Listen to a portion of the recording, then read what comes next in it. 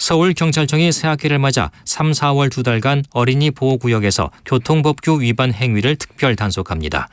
경찰은 특히 어린이 보호구역 안에서 신호를 위반하거나 신호기 없는 횡단보도 앞에서 정지를 하지 않거나 불법 주정차를 하는 행위 등을 중점 단속할 계획입니다. 3.1절인 오늘 전국이 대체로 건조한 가운데 강한 바람이 부는 곳이 있어 산불 등 화재 예방에 주의해야 합니다. 내일은 전국이 대체로 맑겠지만 기온이 오늘보다 낮아지고 바람도 강하게 불어 체감 온도는 더 떨어지겠습니다. 서울지방 현재 기온 8.6도입니다. 아나운서 이영호입니다. KBS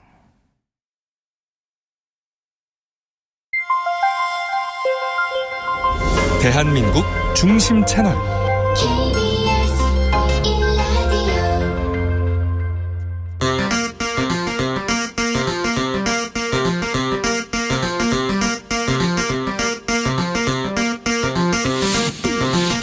주진우 라이브.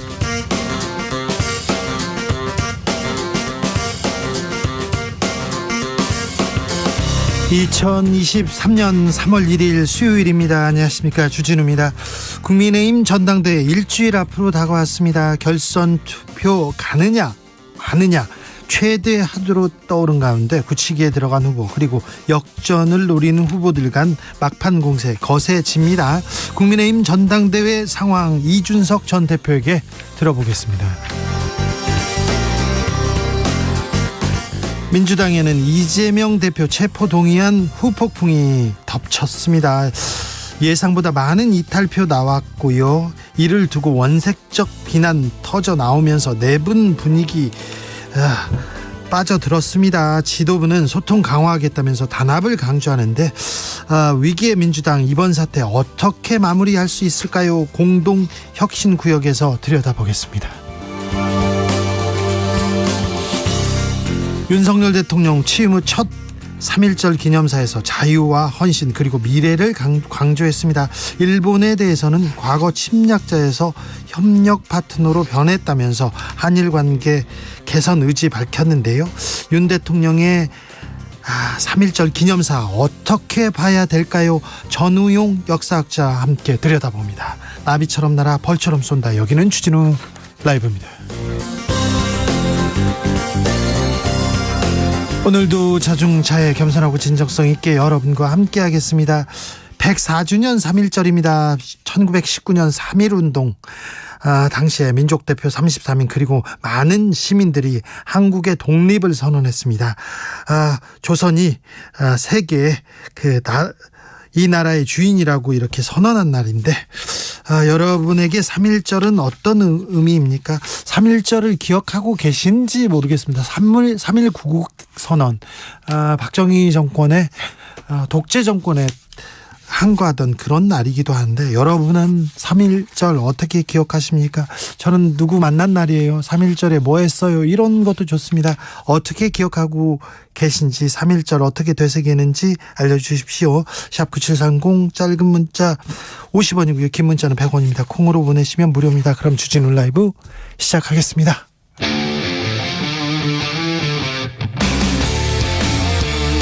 탐사보도 외길 인생 20년. 주 기자가 제일 싫어하는 것은?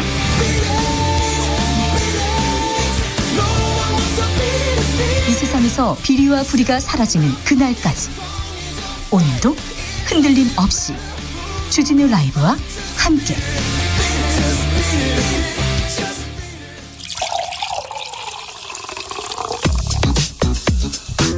진짜 중요한 뉴스만 쭉 뽑아냈습니다. 주스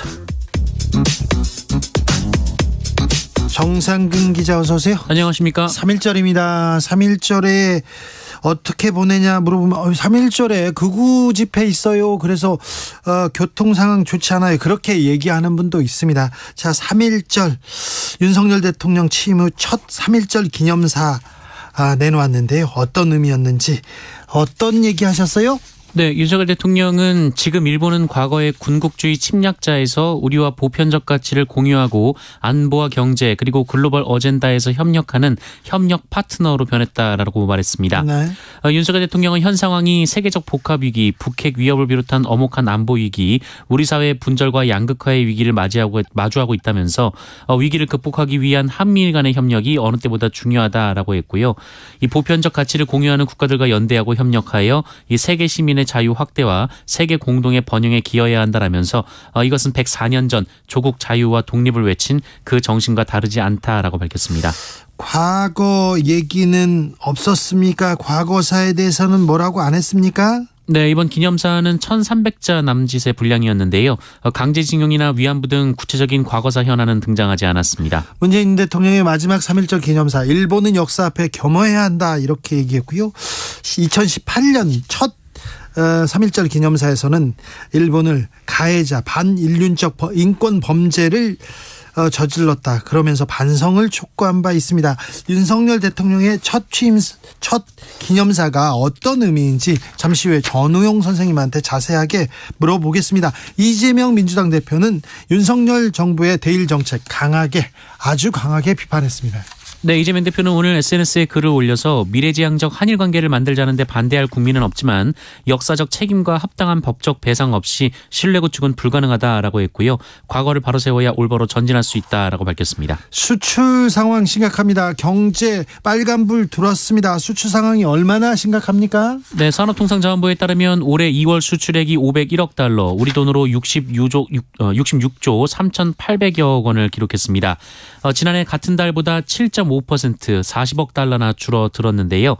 수출은 반도체 수출 부진을 중심으로 지난해 10월부터 감소세가 계속되고 있는데 이 수출이 5개월 연속 감소한 것은 코로나 확산 초기였던 2020년 이후 처음 있는 일입니다. 수출 감소, 무역 수지 적자로 직결됩니다. 네, 무역 수지는 53억 달러, 우리 돈으로 7조 225억 원의 적자를 기록했습니다. 지난해 3월부터 12달째 적자 행진인데요. 이 무역 적자가 12개월 이상 지속된 것은 지난 1995년부터 97년까지 적자가 이어진 이후 25년 만에 처음입니다. 25년 만에 처음이에요. 네, 적자폭은 역대 최대였던 올해 1월 이 127억 달러에 비해서는 많이 줄었지만 하지만 올해 들어 2달 만에 이 지난해 무역 적자의 38%에 달하는 적자가 쌓였습니다. 환율이 급등세입니다. 네, 원달러 환율이 지난주 말부터 급등하기 시작해서 3개월 만에 처음으로 1320원 선을 넘었고요. 오늘도 5원 올라가면서 1325원까지 올라갔습니다. 2월 초 환율이 1210원대였는데요. 네. 불과 한 달 만에 이 100원대 정도로 요동을 친 셈입니다. 참고로 1월에 환율 등락폭이 46원 정도였습니다. 많이 올랐어요. 좀 걱정되는데요. 외환당국은 여러 대책을 검토하면서도 우려할 만한 상황은 아니라면서 이 불안 잠재우기에 나서고 있습니다. 이창용 한국은행 총재는 국내적 요인이라기보다는 이 미국 통화정책의 불확실성이 높은 상황이라면서 하지만 변동성이 너무 커지면 안 되기 때문에 조치를 취할 예정이라고 밝혔습니다. 외국인 자금 계속 빠져나가는 중이라고요? 네, 증시에서는 외국인 순매도세가 이어지고 있습니다. 지난달 24일부터 3거래일 연속으로 외국인들은 순매도를 기록한 바 있습니다. 이 사흘 누적 순매도 규모만 1조 원에 이르렀는데요. 오늘은 좀 반등했습니다만 이 코스피 종가는 지난주에 비해서 떨어진 상황입니다. 경제 민생 어느 것 하나 지금 잘 돌아가는 부분이 없습니다. 걱정입니다. 빨리 대책을 내놓아야 되는데요. 국민의힘 당권 주자들은 갈등 중입니다. 네, 안철수 후보는 오늘 김기현 후보가 당권 주자였던 나경원, 윤상현, 조경태 의원과 손을 잡은 것을 두고 공갈연대라고 일축했습니다. 공갈연대요? 네, 안철수 의원은 연대를 한다 하면서도 어떻게 보면 린치를 가하고 협박해서 마치 끌어오는 듯했다라며 어쩌면 저렇게 진실을 밝히지 않고 해가 되는 행동을 하느냐라고 비판했습니다. 국민의힘 지금 경선에서는 웹소설 야설이다 이러면서 장해찬 청년 최고위원 문제가 가장 큰 이슈예요. 네, 특정 연예인을 성적 대상화했다는 비판을 받고 있는 장해찬 후보는 이에 대한 공격에 이 창작의 자유를 주장했는데요. 그런데 오마이뉴스는 어제 이 문제의 소설 내용이 바뀌었다라고 보도했습니다. 이 특정 배우와 가수를 떠올리게 하는 등장인물들의 이름이 바뀌고 이 특정 가수를 떠올리게 했던 서술도 평이하게 바뀌었다라고 합니다. 알겠습니다. 잠시 후에 이준석 전 대표한테 국민의힘 얘기는 자세히 물어봅니다. 민주당에서는 이재명 체포동의안 후폭풍 이어집니다. 네, 민주당 이재명 대표는 어제 기자들과 만난 자리에서 자신에 대한 체포동의안이 가까스로 부결된 사태를 두고 이번 일이 당의 혼란과 갈등의 계기가 되어서는 안 된다라는 입장을 밝혔습니다. 이 안호영 수석대변인은 이재명 대표가 의원들 개인의 표결 결과를 예단해서 명단을 만들어 공격하는 등의 행위는 당의 단합에 도움이 되지 않는다라면서 민주당을 사랑하는 당원들은 중단해 주셔야 한다라는 말을 했다고 밝혔고요. 그러면서 당직자들은 이 부분을 유념하고 의원 및 당원들과 소통을 강화해 해소해 주기를 바란다라고 강조했습니다. 네, 이재명 대표 이거 수박 논쟁 이거 가시면 안 됩니다. 이렇게 얘기하고 있으나 계속해서 이렇게 후폭풍은 거세지고 있습니다. 서울대가 정순신 씨 아들 학폭 사실 알고도 합격시켰다고요? 네, 정순신 변호사 아들이 입시 당시 제출한 생활기록부에 학폭 사실이 기재됐고 이를 서울대도 인지했다고 MBN이 보도했습니다. 이 정순신 변호사 아들은 학교폭력 가해자로서 강제 전학된 건 적절하다라는 대법원 확정 판결이 나온 2019년 이 서울대 철학과에 합격을 했는데요. 이 생활기록부에 학폭 사실과 함께 강제 전학 징계를 내렸다는 내용까지 이 분명하게 기재됐다라고 합니다. 그리고 서울대도 2020년도 이 신입생 선발 당시 학폭 기록을 인지했다라고 하는데요. 이 서울대 입시 요강은 정시의 경우 이 수능 100%로 신입생을 선발하되 학내외 징계를 감점 요소로 활용할 수 있습니다. 그리스에서 열차가 충돌해서 많은 사람이 죽었습니다. 네, 현지 시간으로 28일 밤 그리스 중부에서 기차 2대가 충돌해 최소 26명이 사망하고 수십 명이 다치는 대형 사고가 발생했습니다. 그리스 중부 테살리아주 라리사 인근에서 벌어진 일인데요. 여객열차와 화물열차가 충돌하면서 일부 차량이 탈선하거나 불이 붙었습니다. 인명피해가 늘어날 가능성도 있는데요. 외신은 한 구조대원의 말을 인용해서 이 불행히도 아직 많은 사람들이 잔해더미 아래에 있다라고 전했습니다. 여객열차는 아테네에서 출발해 북부 도시 테살로니키를 향하고 있었고요. 승객 약 350명과 직원 약 20명이 타고 있었습니다. 이 화물열차는 테살로니키에서 라리사로 가고 있었다고 합니다. 우리 외교부는 이 사고로 우리 국민의 피해가 있는지 여부를 확인 중이라고 밝혔습니다. 남아선호사상 이제는 옛날 말이 됐습니다. 네, 여아 100명당 남아수를 뜻하는 출생 성비가 지난해 통계 집계 이래 최저치를 기록했습니다. 이 남아선호 사상이 극심했던 1990년대에는 이 출생 성비가 100명당 110명이 넘었는데요. 네. 특히 1990년은 116.5명에 달했습니다. 이거는 좀 문제가 컸어요. 하지만 이 최근 출생 성비는 정상 범위로 꼽히는 103명에서 107명 수준을 유지하고 있고요. 지난해 출생 성비는 104.7명으로 전년보다 0.4명 감소했습니다. 주스 정상근 기자와 함께했습니다. 감사합니다. 고맙습니다. 3.1절입니다. 3.1절 어떻게 기억하십니까? 어떻게 보내고 계십니까? 물었습니다. 3308님 3.1절 제 생일입니다. 네, 축하드립니다. 바로 26님 3.1절 둘째 아들 생일입니다. 아이고 축하드립니다. 네, 아직 7살밖에 안 됐는데요. 역사 교육은 지키고 있습니다. 아이고 훌륭하십니다. 박재용님 제 생일입니다. 아이고 축하드립니다. 어머님께서 3.1절 사이렌 소리 들으면서 저를 낳으셨다고 그러네요. 아 그렇군요. 7970님께서는 3.1절이 오늘 결혼기념일이에요. 절대 못 잊어요. 결혼 20주년인데 커피 테이크아웃해서 귤 한 봉지 싸서 밀양댐 드라이브하고 지금 돌아가는 중입니다. 차 안에서 듣고 있어요. 이벤트 치고는 소소한 일상 보냅니다. 저녁 가는 길에 손칼국수 생각 중입니다. 어유 손칼국수 좋죠. 8848님 저는 3.1절 치킨보입니다. 이게 무슨 말이죠? 치킨 배송했다고요? 알겠습니다. 6995님 3.1절은 학교에서 비정규직으로 일하고 있는 저에게 계약 시작일이기도 합니다. 3.1절 3월 1일 시작으로 올해 13번째 계약서 썼습니다. 정규직 전환 언제쯤 될 수 있을까요? 13년째면 이거 똑같은 일을 하고 그러면 정규직으로 옮겨줘야 되는 거 아닙니까? 학교네요. 학교 비정규직 문제 굉장히 좀 심각한데 이 문제는 어떻게 지금 좀 개선하고 개혁하려고 하는지 여기에 대한 보관도 좀 궁금합니다. 제가 물어볼게요. 주진우 라이브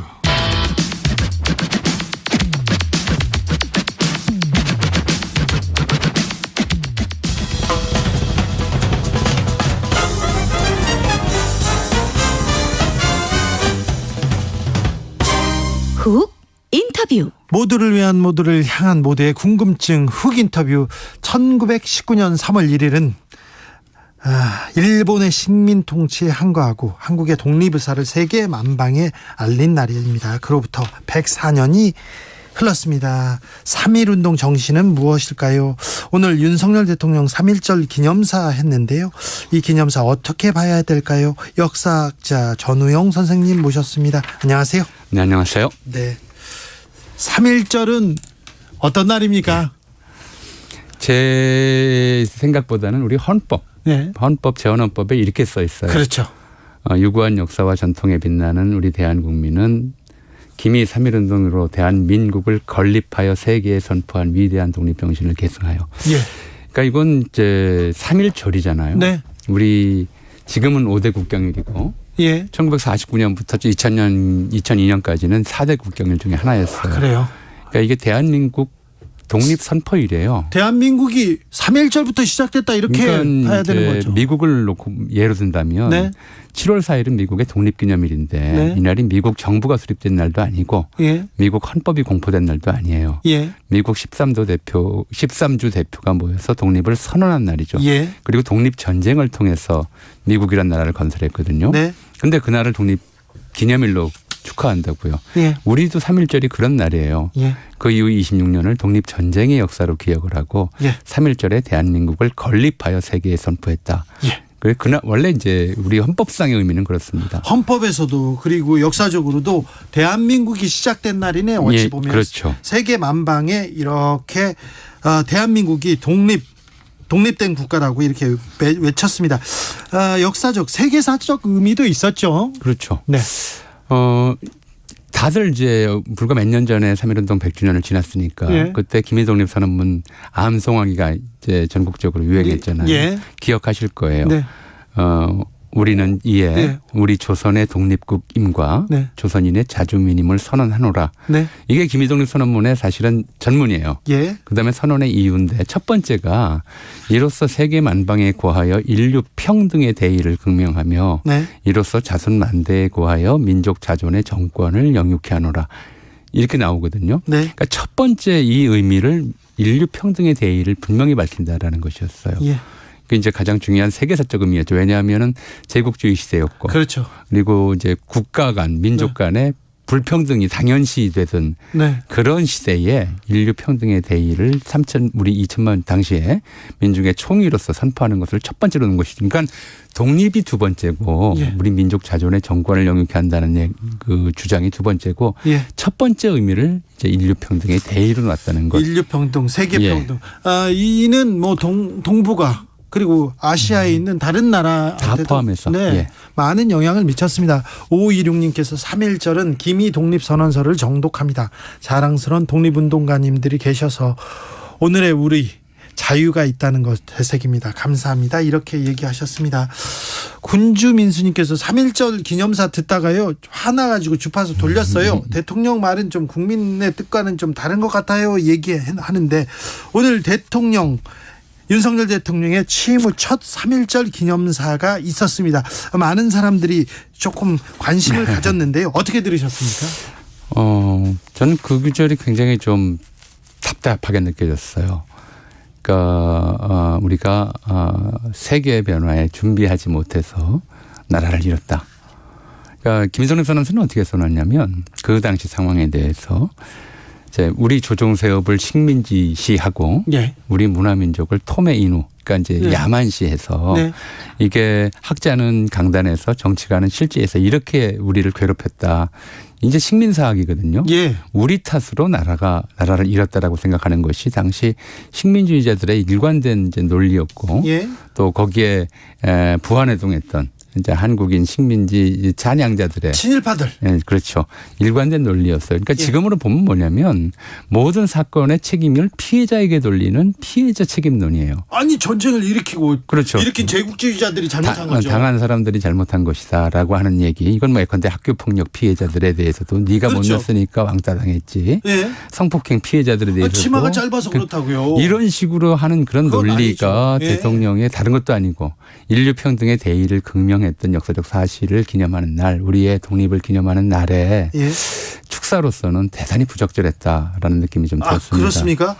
과거를 덮고 미래로 가자 얘기를 좀 많이 했습니다. 일본은 과거에 군국주의 군국주의 침략자에서 협력 파트너로 변했다 이렇게 얘기했는데 이거 일본에서 하는 논리 아닌가 이런 얘기도 나옵니다. 그걸 떠나서 사실관계를 좀 짚어보죠. 지금 국제적으로 이제 뜨거운 이슈가 되고 있는 것 중에 하나가 네. 일본이 이제 전후 70년 좀 지난 이 시점에 네. 다시 전쟁을 일으킬 수 있는 나라로 바뀌었다. 최근에 바뀌고 있죠. 일본에서 이제 자위대의 이른바 전투수칙 바꿨잖아요. 네, 평화헌법도 바꾸고요. 바꾸려고 하고 있고요. 네. 그래서 이제 일본이 제2차 대전 전범 국가로서 일본 내 밖에서의 군사 활동이 못하도록 돼 있었는데 네. 이제 그걸 바꾸려고 하고 있어요. 그러니까 예. 현실적으로 그 세계사적 그 관점에서 보자면 일본이 과거의 군국주의 침략자에서 다른 나라로 바뀌었다는 것이 아니라 네.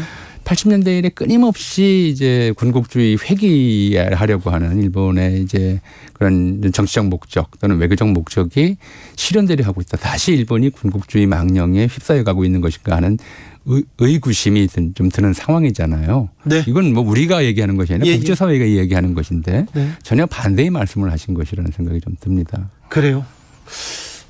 그래도 과거 문제를 어떻게 좀 정리하고 미래로 가야 될 거 아닙니까? 이런 얘기를 하는 분도 많아요. 당연히 하죠. 네. 하는데 왜 그 얘기를 과거를 정리하려면 어떻게 해야 되겠어요? 네. 예를 들어 이번에 이제 한참 문제가 되던 학폭 사건들 같은 네. 경우에 보면 그 일을 잊으려면 어떻게 해야 되겠어요? 피해자 상처를 먼저 치유가 돼야 되잖아요. 그렇죠. 뭘 잘못했는지 어디서부터 잘못했고 어떻게 잘못했는지 그리고 사과하고 가해자가 가야죠. 사과하고 네. 내가 그때 잘못했다. 정말 진심으로 사과하고 피해자가 받아들이고 네. 그래서 진정한 화해가 이루어지고 화해가 네. 이루어져야 미래로 함께 나갈 수 있는 거잖아요. 네. 그게 가해자가 뭐 과거 있자고 아무리 이야기한들 그에 대해서 피해자가 거기에 동의하지 않으면 네. 협조하지 않으면 네. 그 관계가 제대로 된 화해가 될 수 없잖아요. 잊을 수도 없죠. 그렇죠. 근데 피해자 국가의 대표가 네. 대표로서 왜 가해자들이 할 말을 하고 계시냐는 거죠. 네.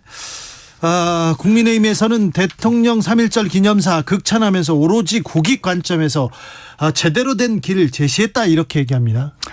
똑같은 얘기예요. 친일파들 입장에서 3.1운동 무렵에 친일파들이 얘기했던 게 뭐겠어요. 네. 이완용이가 그렇게 얘기했단 말이에요. 쓸데없는 짓 하지 마라. 이게 지금 가만히 있는 게 우리 민족에게는 오히려 이익이다라는 얘기들을 해왔다고요. 예. 이게 문제가 아니에요. 다시 한번 좀 말씀드리지만 3.1운동 다시 한번 우리가 3.1절 기념해서 보죠.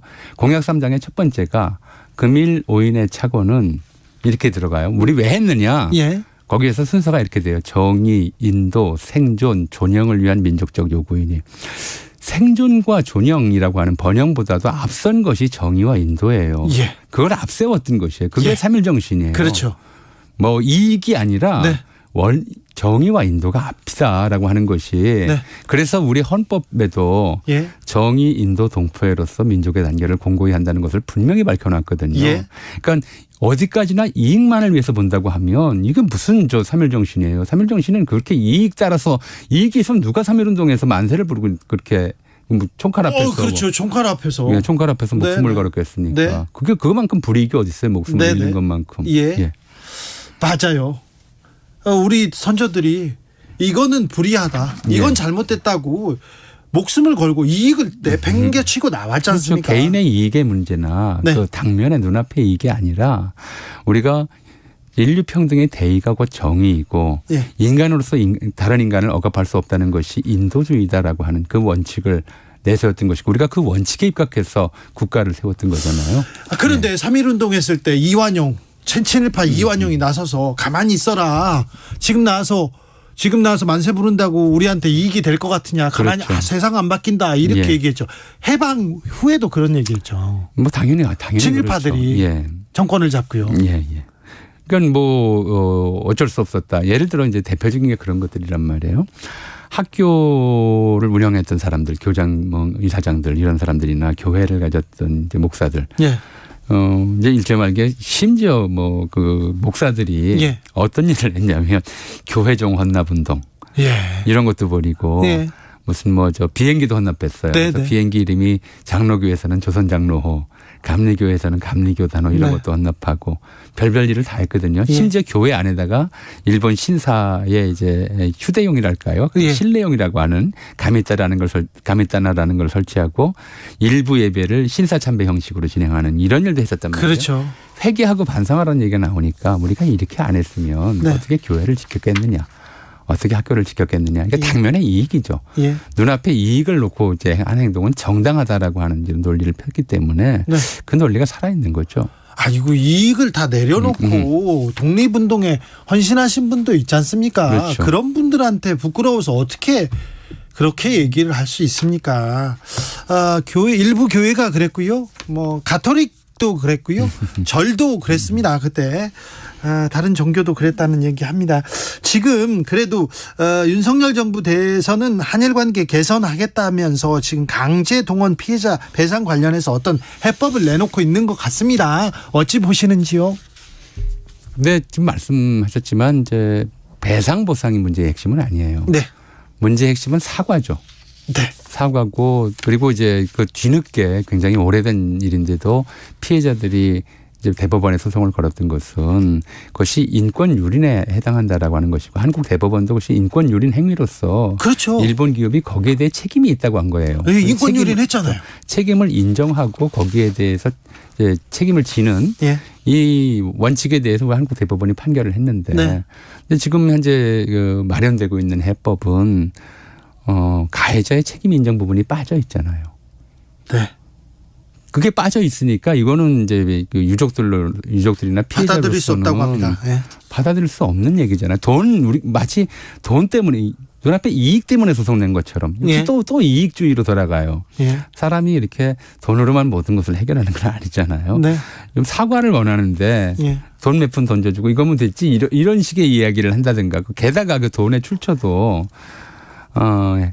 가해 기업이 아니라 예. 이제 한국 기업들이 좀 돈을 내가지고 기금을 만들겠다고 하는 방식을 검토하고 있다고 하니까 참 답답하고 납득하기 어려운 일이죠. 네, 정의, 인류의 가치 이런 게 있습니다. 이익보다 돈보다 좀 우선하는 이 문제도 여기에서 좀 출발하고 생각해야 되는 것 같습니다.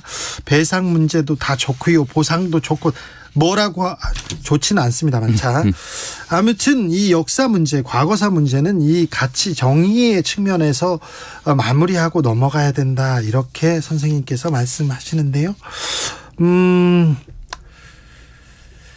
더불어민주당에서는 한일 관계 개선 너무 좀 굴욕적이다 이런 그 비판 이어가고 있습니다. 현 정부의 대일 외교 전략 어떻게 보시는지요? 이미 해방 직후부터 계속 이제 한일 관계는 늘 이제 줄타기처럼 네. 되어왔어요. 근데 한일 관계가 좋았던 때는 어차피 이제 항상 그랬거든요. 가해관 사실을 인정하고 예. 일본이 이제 꼭 그런 차례가 있었죠. 일본 왕이 예. 이제 통서개엄 무슨 뜻인지 잘 모르겠습니다만은 네네네. 금할 수 없다고 한다든가 네. 식민지 지배에서 문제가 있었다라고 유감표명을 한다든가 네. 이러면 좀 좋아지고 네. 그리고 그렇지 않고 끊임없이 이제 일본의 과거 침략 만행을 부인하고 예. 또 일본의 그 잘못을 인정하지 않는 일들이 계속되면은 또 네. 나빠지고 이런 거였단 네. 말이에요. 그러니까 지금 현재 한일 관계가 나쁘다라고 우리가 이제 규정을 한다면 그 예. 이유가 어디 있었느냐. 아베 계속 일본에서 아베 정권 이래 네. 군국주의 회귀 그게 문제였죠. 이제 정책을 본격화하고 네. 그리고 더불어서 과거 군국주의 시대에 우리나라를 포함한 이제 아시아 각국에 안겨줬던 피해에 대해서 부정하고 이러는 일들이 계속되면서 악화되고 있는 거거든요. 그러니까 결자 해지라고 해서 결국 이 문제를 풀어가는 단초는 일본이 과거 식민지배 시절에 그 제국주의 시절에 벌였던 자국의 만행에 대해서 인정할 것 솔직하게 인정하고 사과하는데 돈 안 들어요. 그런 것들은 어떻게 보면 일부는 좀 돈이 드는 게 있을지 모르겠지만 그렇게 하면 되는데 전혀 안 그러고 있기 때문에 계속 악화되고 있거든요. 네. 그러니까 이걸 마치 우리 정부가 뭘 잘못해서 우리 정부 때문에 한일 관계가 악화됐다고 인정하는 것 자체가 네. 민족 자존에 어긋나는 거죠. 아베 정부의 이 군국주의 침략자들의 그 후손들, 그 잔재들의 군국주의 회귀 사상 때문에 그런 것 때문에 그렇잖아요. 그렇죠. 그거에 대해서 끊임없이 문제를 제기하고 같은 피해를 봤던 이제 각국이 함께 연대해서 네. 또는 이제 인류의 정화, 인류 평등, 세계 평화를 지향하는 평화 세력들이 연대해서 네. 군국주의 미화하면 안 된다라고 계속 이제 이야기를 끊임없이 해야 되는데 예. 뭐 그때 무슨 필요라든가 외교적 뭐 필요에 따라서 후퇴하고 마치 식민지배를 받은 것이 우리 책임인 듯이 이야기하고 이렇게 넘어가 버리면 일본이 뭐하러 반성을 하겠어요. 그렇죠. 이거는 근데 뭐 독일과 프랑스 또는 독일과 이스라엘 관계에서 보여왔던 그런 일관된 이제 2차 대전 이후의 원칙.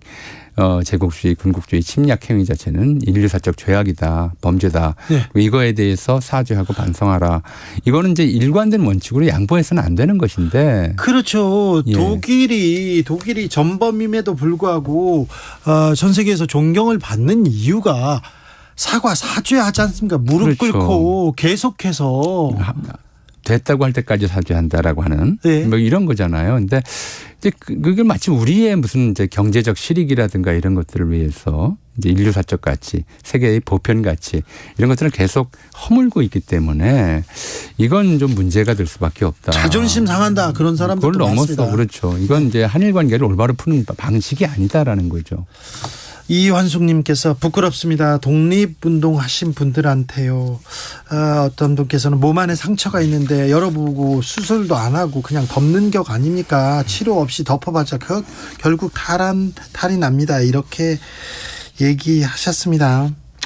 한일 관계가 미래로 향해야 합니다. 가장 가까운 이웃이고 또 일본은 중요한 이웃이기도 해요. 그런데 미래로 가려면 일단은 풀어야 될 숙제가 있는 것 같습니다. 우리 이제 가까운 이웃이라고 하니까 예. 가까운 이웃일 수밖에 없죠. 뭐 네, 지정학적으로. 그러니까. 예. 근데 그럴수록 필요한 조언들이 있어요. 예. 그러니까 우리 관계를 좀 개선하기 위해서는 아무래도 우리가 그냥 그런 얘기하는 건 참 저는 민망하다고 생각해요. 한일 간의 불행한 과거, 불행한 역사.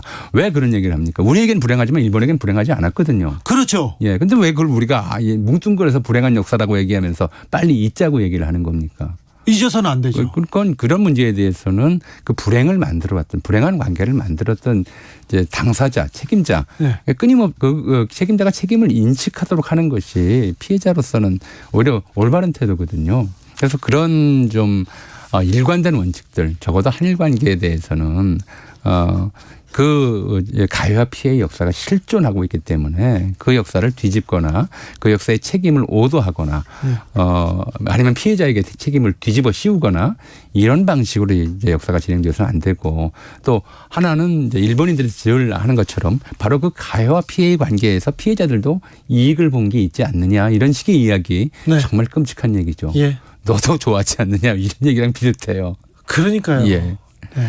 끔찍하네요. 예. 그런 끔찍한 얘기를 한국에서 하는 사람들이 있어서 그런 사람들이 계속해서 목소리를 내고 있어서 더 끔찍합니다. 예. 그게 문제죠. 104년이 지났는데 3.1절 이런 얘기를 하고 있어서 이것도 좀 끔찍합니다. 말씀 감사합니다. 전우용 역사학자와 말씀 나눴습니다. 감사합니다. 네, 감사합니다. 교통정보센터 다녀오겠습니다. 오수미 씨. 네, 시각 교통정보입니다.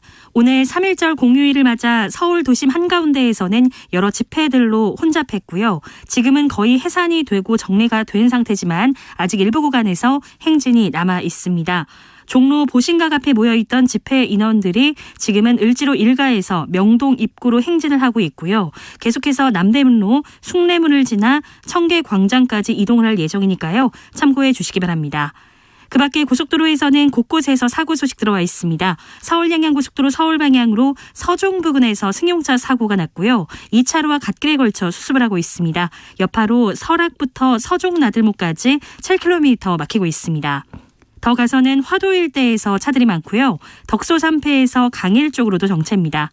영동고속도로 인천 쪽으로도 강원권인 둔내터널 1차로에서 승용차 사고가 났고요. 지장을 받아 밀리고 있습니다.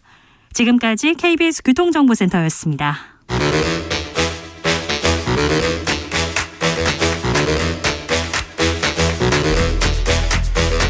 이것이 혁신이다. 여야를 내려놓고 관습을 떼버리고 혁신을 외쳐봅시다. 다시 만난 정치 공동혁신구역.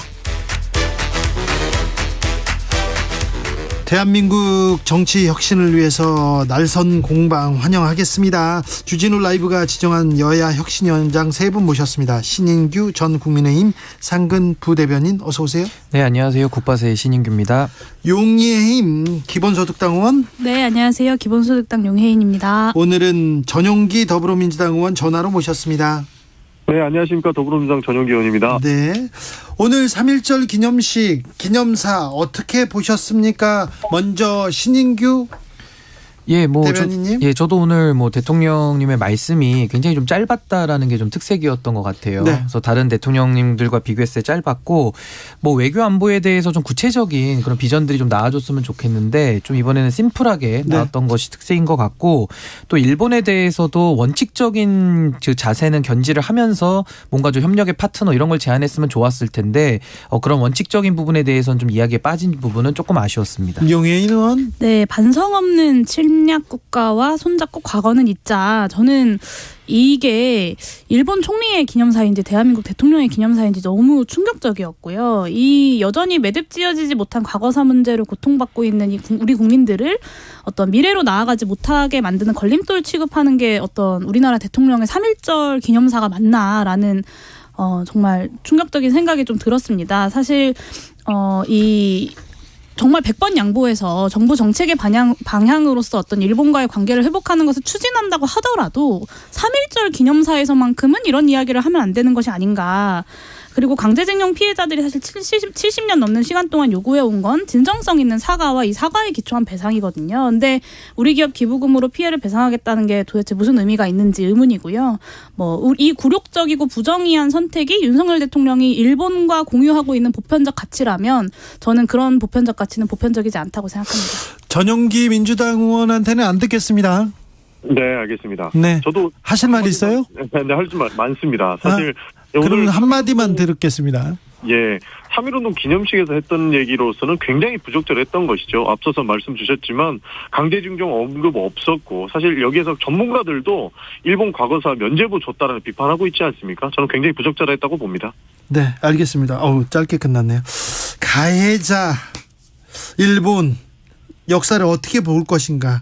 피해자 우리나라는 이 역사를 어떻게 볼 것인가? 이게 좀 많은 시각차라고를 할 수는 없습니다만 일단 가해자가 잘못을 인정하고 사과하고 거기에서 시작돼야 되는데 그 부분이 너무 잘못돼 있습니다. 그래서 우리가 이 과거에서 지금 앞으로 못 나가는 겁니다. 일본에 대해서 존중할 수도 없고요. 자. 학폭 가해자 아들 때문에 낙마했습니다. 아들을 옹호하려다가 2차 가해자가 됐다고 하는 정순신 변호사 논란은 계속됐습니다. 이 문제 어떻게 보셨습니까? 전용기 의원? 저는 검찰의 제 식구 챙기기가 도를 넘었다 이렇게 보고 있습니다. 네. 결국에는 지금 한동훈 장관은 이 법무부에서는 알 수가 없었다라고 하면서 구조적 문제라고 이야기를 했었는데요. 실제로 청와대 민정수석실에서 있던 인사검증을 법무부에서 가져갈 때부터 많은 비판들이 있지 않았습니까? 네. 그러나 한동훈 장관은 본인들은 모든 것을 할 수 있다는 양 그렇게 이야기를 했었고 심지어는 미국의 FBI처럼 하겠다면서 미국도 다녀오셨어요. 그런데 이렇게 5년 전에 논란이 컸던 사안임에도 불구하고 그리고 본인과 윤석열 대통령이 중앙지검에서 같이 근무했었음에도 불구하고 해당 내용을 몰랐고 이번 인사가 이렇게 진행됐다. 그리고 이것이 비단 구조적 문제만으로 일어났다. 이것은 제 식구 챙기기다 보면은 자기의 눈을 자기 손으로 가린 격이 아닌가 저는 그렇게 보고 있습니다. 용혜인 의원? 네, 이 정순신 씨는 아들 때문에 낙마한 것이 아닙니다. 그러니까 학폭 가해자 아들을 적극 두둔하기 위해서 할 수 있는 모든 방법을 다 동원해서 2차 가해를 본인이 직접 했기 때문에 저는 낙마한 것이라고 보고 있고요. 이게 그러니까 단순한 자녀 문제가 아니거든요. 그러니까 분명한 피해자가 있는 학교폭력 사건으로 학폭위가 열렸고 법원 소송까지 갔는데 이 모든 것이 검증 단계에서 누락됐다. 이거는 있을 수 없는 일이라고 봅니다. 이 국가수사본부장의 경우에는 이제 윤석열 정부가 수사권을 가진 경찰을 틀어주려고 하는 것이 사실 경찰국 신설 논란에서부터 계속해서 이어져 왔는데 이런 논란은 검찰 출신 출신이 가서 수사권을 장악할 수만 있다면 이 정도 흠은 흠도 아니라고 윤석열 정부와 한동훈 장관이 생각했던 게 아닌가라는 의구심이 들고요. 저는 완전 무결한 것처럼 국민들과 국회를 훈계하던 한동훈 장관이 이 건에 대해서도 그렇게 이야기할 수 있을지 잘 모르겠습니다. 저는 분명하게 한동훈 장관이 책임져야 된다고 생각합니다. 신인규 부대변인. 예, 저도 뭐 정순신 변호사가 그 서울중앙지검의 인권감독관까지 지낸 이제 검사 출신인데요.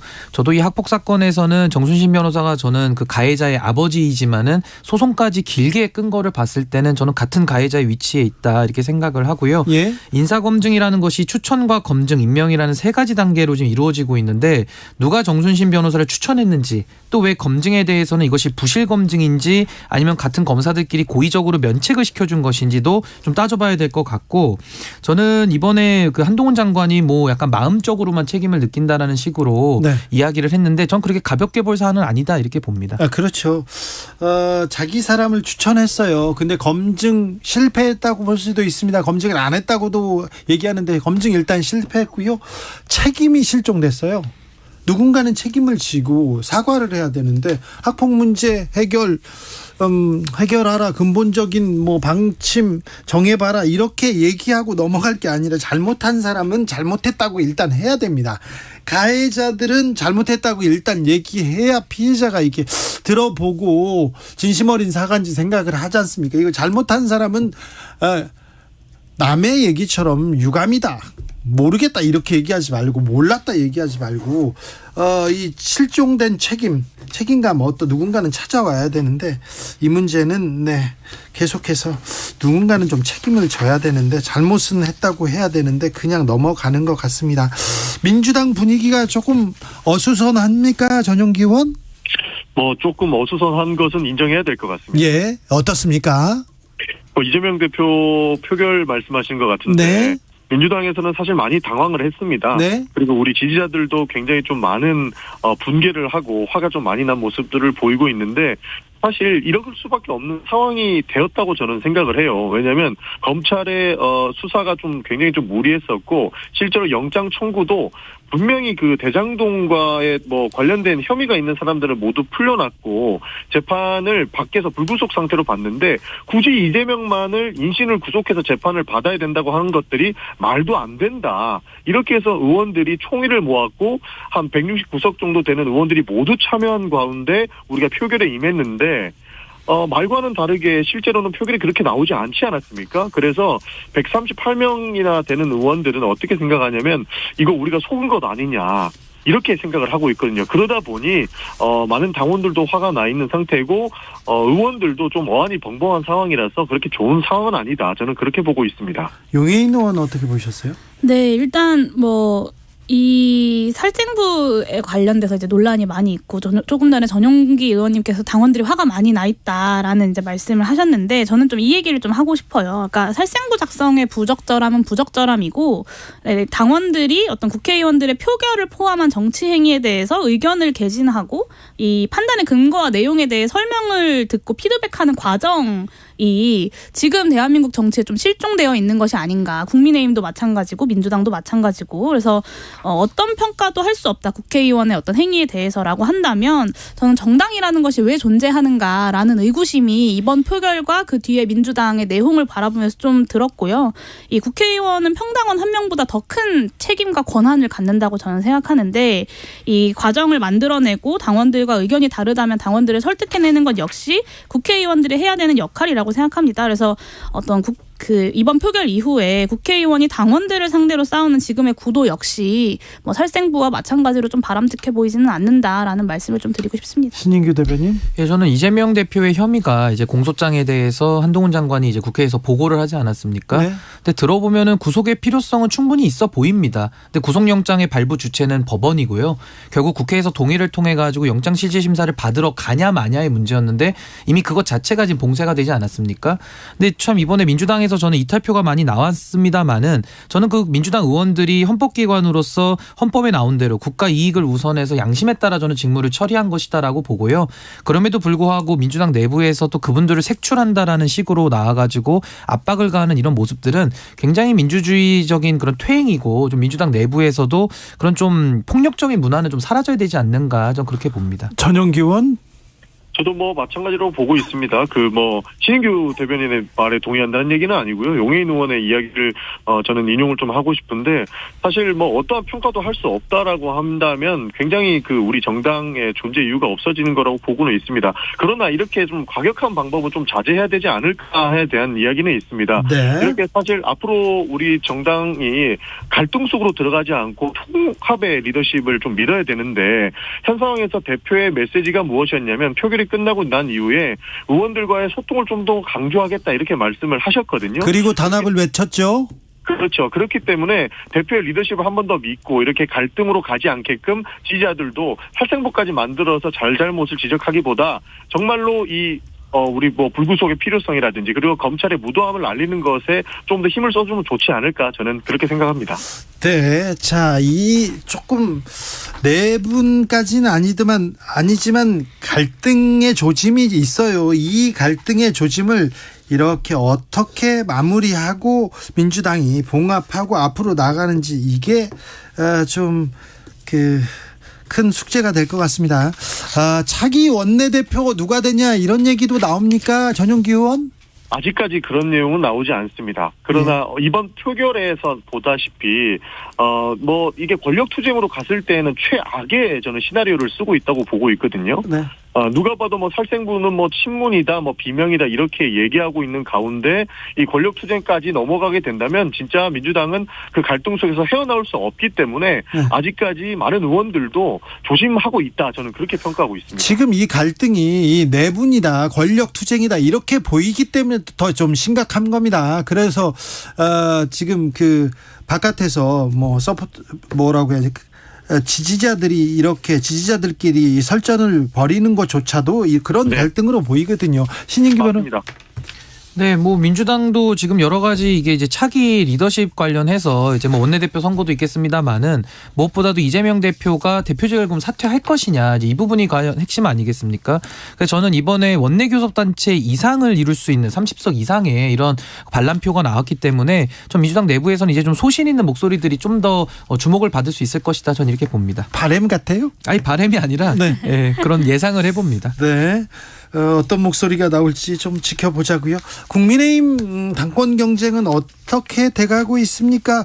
국민의힘 당권 주자들 굉장히 좀 관심을 받았는데 그동안 학폭 얘기가 있었고요. 정순신 논란이 있었고 그다음에 이재명 대표의 체포동의안 얘기가 나와서 좀 관심에서 멀리 좀 사라진 거 아니냐 이런 생각도 합니다. 그래서 더 좋다 이런 후보도 있고요. 안 좋다 하는 후보도 있어요. 아무래도 사실 그동안의 국민의힘 전당대회가 무슨 비전을 제시하거나 뭔가 나은 모습을 보여드리지는 못했고요. 네, 그렇게 끝날 것 같습니다. 네, 아무래도 울산 땅 의혹이 나오던 과정에서 이제 이재명 대표 건이라든지 다른 건들, 정순신 건들이 겹치면서 상당히 지금 관심도에서는 많이 떨어진 것도 사실입니다만은 이제 앞으로 내일부터 이제 수도권 연설이 있고 금요일날 TV 토론이 마지막으로 한 번 있거든요. 그래서 다음 주에 이제 투표가 이루어질 것인데 그 전까지 이제 마지막 스퍼트를 올려서 2등 후보인 천하람 후보라든지 안철수 후보 이런 분들이 이제 2위권을 놓고서 굉장히 좀 치열한 그런 결전을 할 것으로 보입니다. 용해인 의원 어떻게 보세요? 네, 2등 후보 천하람이라는 표현이 되게 지금 재밌게 들리는데요. 신 대변인님께서 이거는 어떤 조금 이따 설명하겠습니다. 네, 천하람 후보의 등장에 제가 어쨌든 지금까지 누가 더 대통령과 친한가를 두고 경쟁했던 국민의힘 주권 여당 당대표 선거에 뭔가 조금 새로운 비전이 등장할 수 있지 않을까라는 기대를 했었는데 사실 그런 모습은 크게 보여지지 않는 것 같아서 굉장히 아쉽습니다. 근데 되게 정말 여당의 선거가 코미디로 흘러가고 있다라는 생각이 드는데요. 김기현 후보의 울산 땅 의혹을 강력하게 제기하면서 후보를 사퇴해라 라고까지 이야기했던 황교안 후보가 결선 가면 김기현 후보를 지지할 뜻을 밝혔습니다. 이게 사퇴해야 되는 의혹이라고 한다면 결선 투표에 갔는데 어떻게 김기현 후보를 지지할 수 있죠? 저는 잘 이해가 안 되고 이 황교안 대표 후보가 굉장히 우스워지는 모양새인데 권력 앞에 그런 부끄러움은 없구나라는 생각이 좀 들었습니다. 그래서 저는 기본적으로 땅 투기하는 사람들 그리고 공공을 위해서 일하는 것보다 자기 곳간 늘리는 데 관심 있는 사람들 권력에 줄서기 하는 사람들은 자격이 없다라고 생각하고 이번 집권여당 대표 선거의 결과가 총선의 결과까지 영향을 미칠 거라고 생각합니다. 전용기 의원님? 네, 저도 천하람 후보야 이렇게 이렇게 승승장구하는 모습들은 오히려 국민의힘이 조금이라도 변화하고 그다음에 우리 국회에서도 대화가 통하는 정당으로 변모하고 있는 것 아닌가 이런 생각을 가지고 있습니다만 지금 뭐 KTX 논란이라든지 뭐 땅 투기하는 이런 모습들은 정말 국민들한테 보기 안 좋은 모습이라고 생각을 하거든요. 예. 그래서 조금 더 좀 밝은 모습으로 국민의힘 전당대회가 치러졌으면 좋겠다라는 생각이 들고 용해인 의원님 말씀하신 것처럼 이렇게 사리사욕을 채우기 위한 정치는 앞으로 사라져야 된다. 저는 그렇게 생각합니다.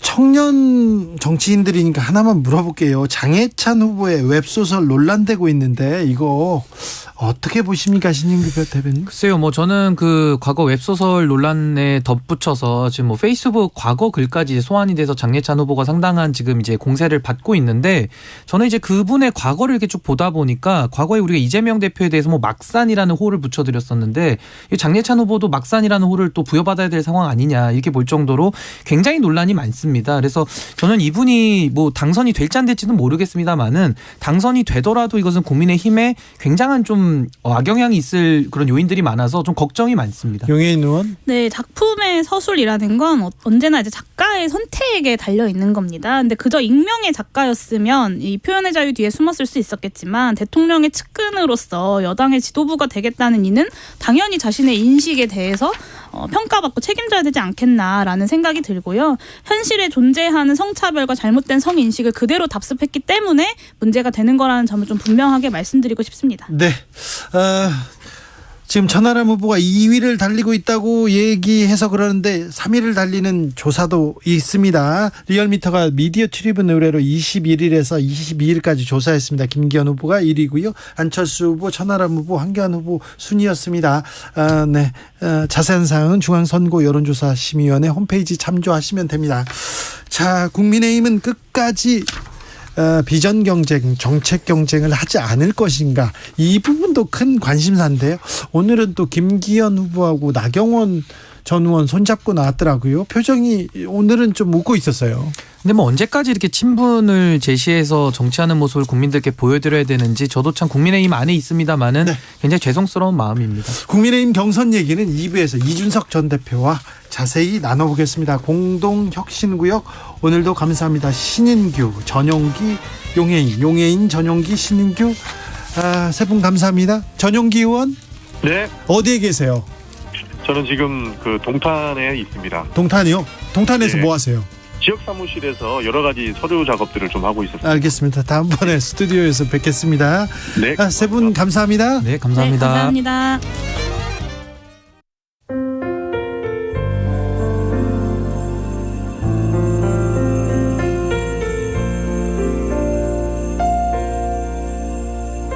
KBS 라디오 연중기획 희망충전 대한민국 523번째 이야기. 안녕하세요. 아나운서 이현주입니다. 올해 고3이 된 유나는 오랜만에 시작되는 학교 생활에 설레는 날들을 보내고 있습니다. 6년 전에 발병한 백혈병 때문에 등하교가 어려워지면서 온라인 수업을 받아온 유나. 골수 이식 수술과 꾸준한 치료 덕분에 병세가 호전되면서 드디어 학교에 갈 수 있게 됐습니다. 합병증으로 다리 고관절이 내려앉아 목발을 짚고 다녀야 하지만 혼자 힘으로 움직일 수 있어서 행복합니다. 하지만 백혈병 완치 판정을 받은 게 아니라서 정기검진이 필요하고 또 다리 수술도 받아야 하는 상황인데요. 다가오는 유나의 앞날이 밝은 희망으로 가득할 수 있도록 따뜻한 사랑과 마음을 나눠주세요.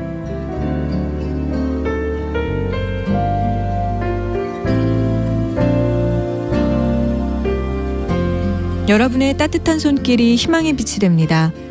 ARS 060-700-1580 060-700-1580 한 통화 3,000원으로 희망을 선물해 주세요. KBS 라디오 연중기획 희망충전 대한민국은 초록우산 어린이재단, 인탑스 주식회사, 그리고 청취자 여러분과 함께합니다. ARS 060-700-1580 한 통화 3,000원입니다.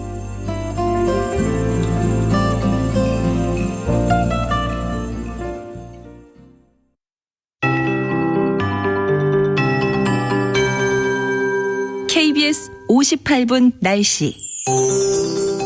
3일절인 오늘 중부지방부터 하늘이 맑아지고 있습니다. 저녁부터 내일 아침 사이엔 울릉도 독도에 비나 눈이 조금 오겠습니다. 비구름이 지나간 일부 남해안의 건조주의보는 해제가 됐지만 경상권 대부분과 내륙 곳곳에 건조특보가 이어지고 있고요. 강원 동해안의 특보는 건조경보로 강화가 됐습니다. 전국 대부분의 산불경보가 주의 단계에 발령 중인 가운데 오늘도 경주와 나주, 고양시에 산불이 발생한 뒤 큰 불이 잡혔습니다. 당분간 대체로 맑은 날씨가 이어지겠고 바람도 강해서 화재 발생 위험이 매우 크겠습니다. 내일은 반짝 영하권 추위가 찾아옵니다. 서울의 아침 기온 영하 3도로 오늘 아침보다 8도나 뚝 떨어지고요.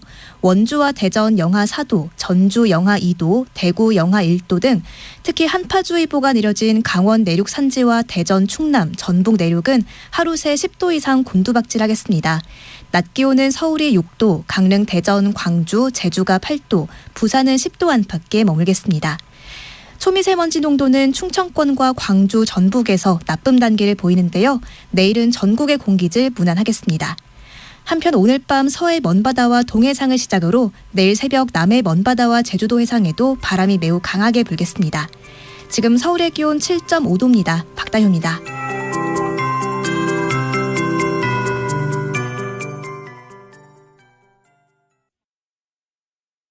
정성을 다하는 국민의 방송 KBS가 6시를 알려드립니다.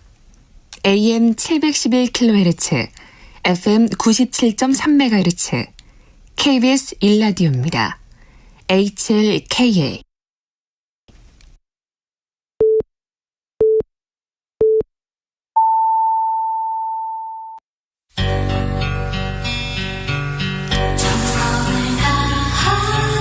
정성을 다하는 국민의 방송 KBS 주진우 라이브. 그냥 그렇다고요. 이 시각 라디오 정보센터 뉴스입니다. 윤석열 대통령은 취임 이후 첫 3일째를 맞아 일본은 협력 파트너로 변했다고 평가하며 변화하는 세계사의 흐름을 읽지 못하면 과거의 불행이 반복될 것이라고 강조했습니다.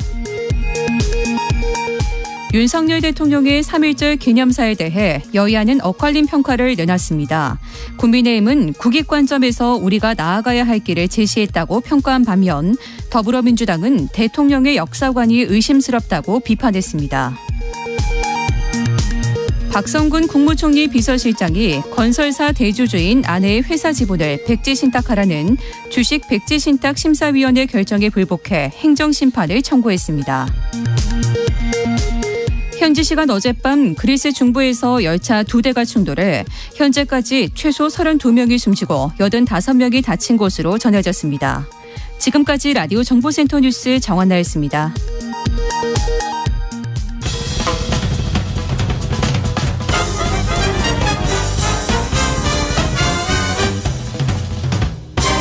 훅 인터뷰. 훅 인터뷰 이어가겠습니다. 국민의힘 전당대회 일주일 앞으로 다가왔습니다. 현재 상황은 어떨까요? 막판 최대 변수가 있을까요? 이분은 어떻게 보고 계실지. 지금 4명 지금 출마한 건 아닌데요. 네, 엄청 열심히 전국을 누빕니다. 국민의힘 이준석 전 대표 모셨습니다. 어서 오세요. 네, 안녕하세요. 네, 바쁘시더라고요. 아유, 몸이 축납니다. 그래요? 예. 지난번 대표부 경선 때는 예. 여유 있게 선거를 마무리하셨었는데 이 지금은 어떻습니까?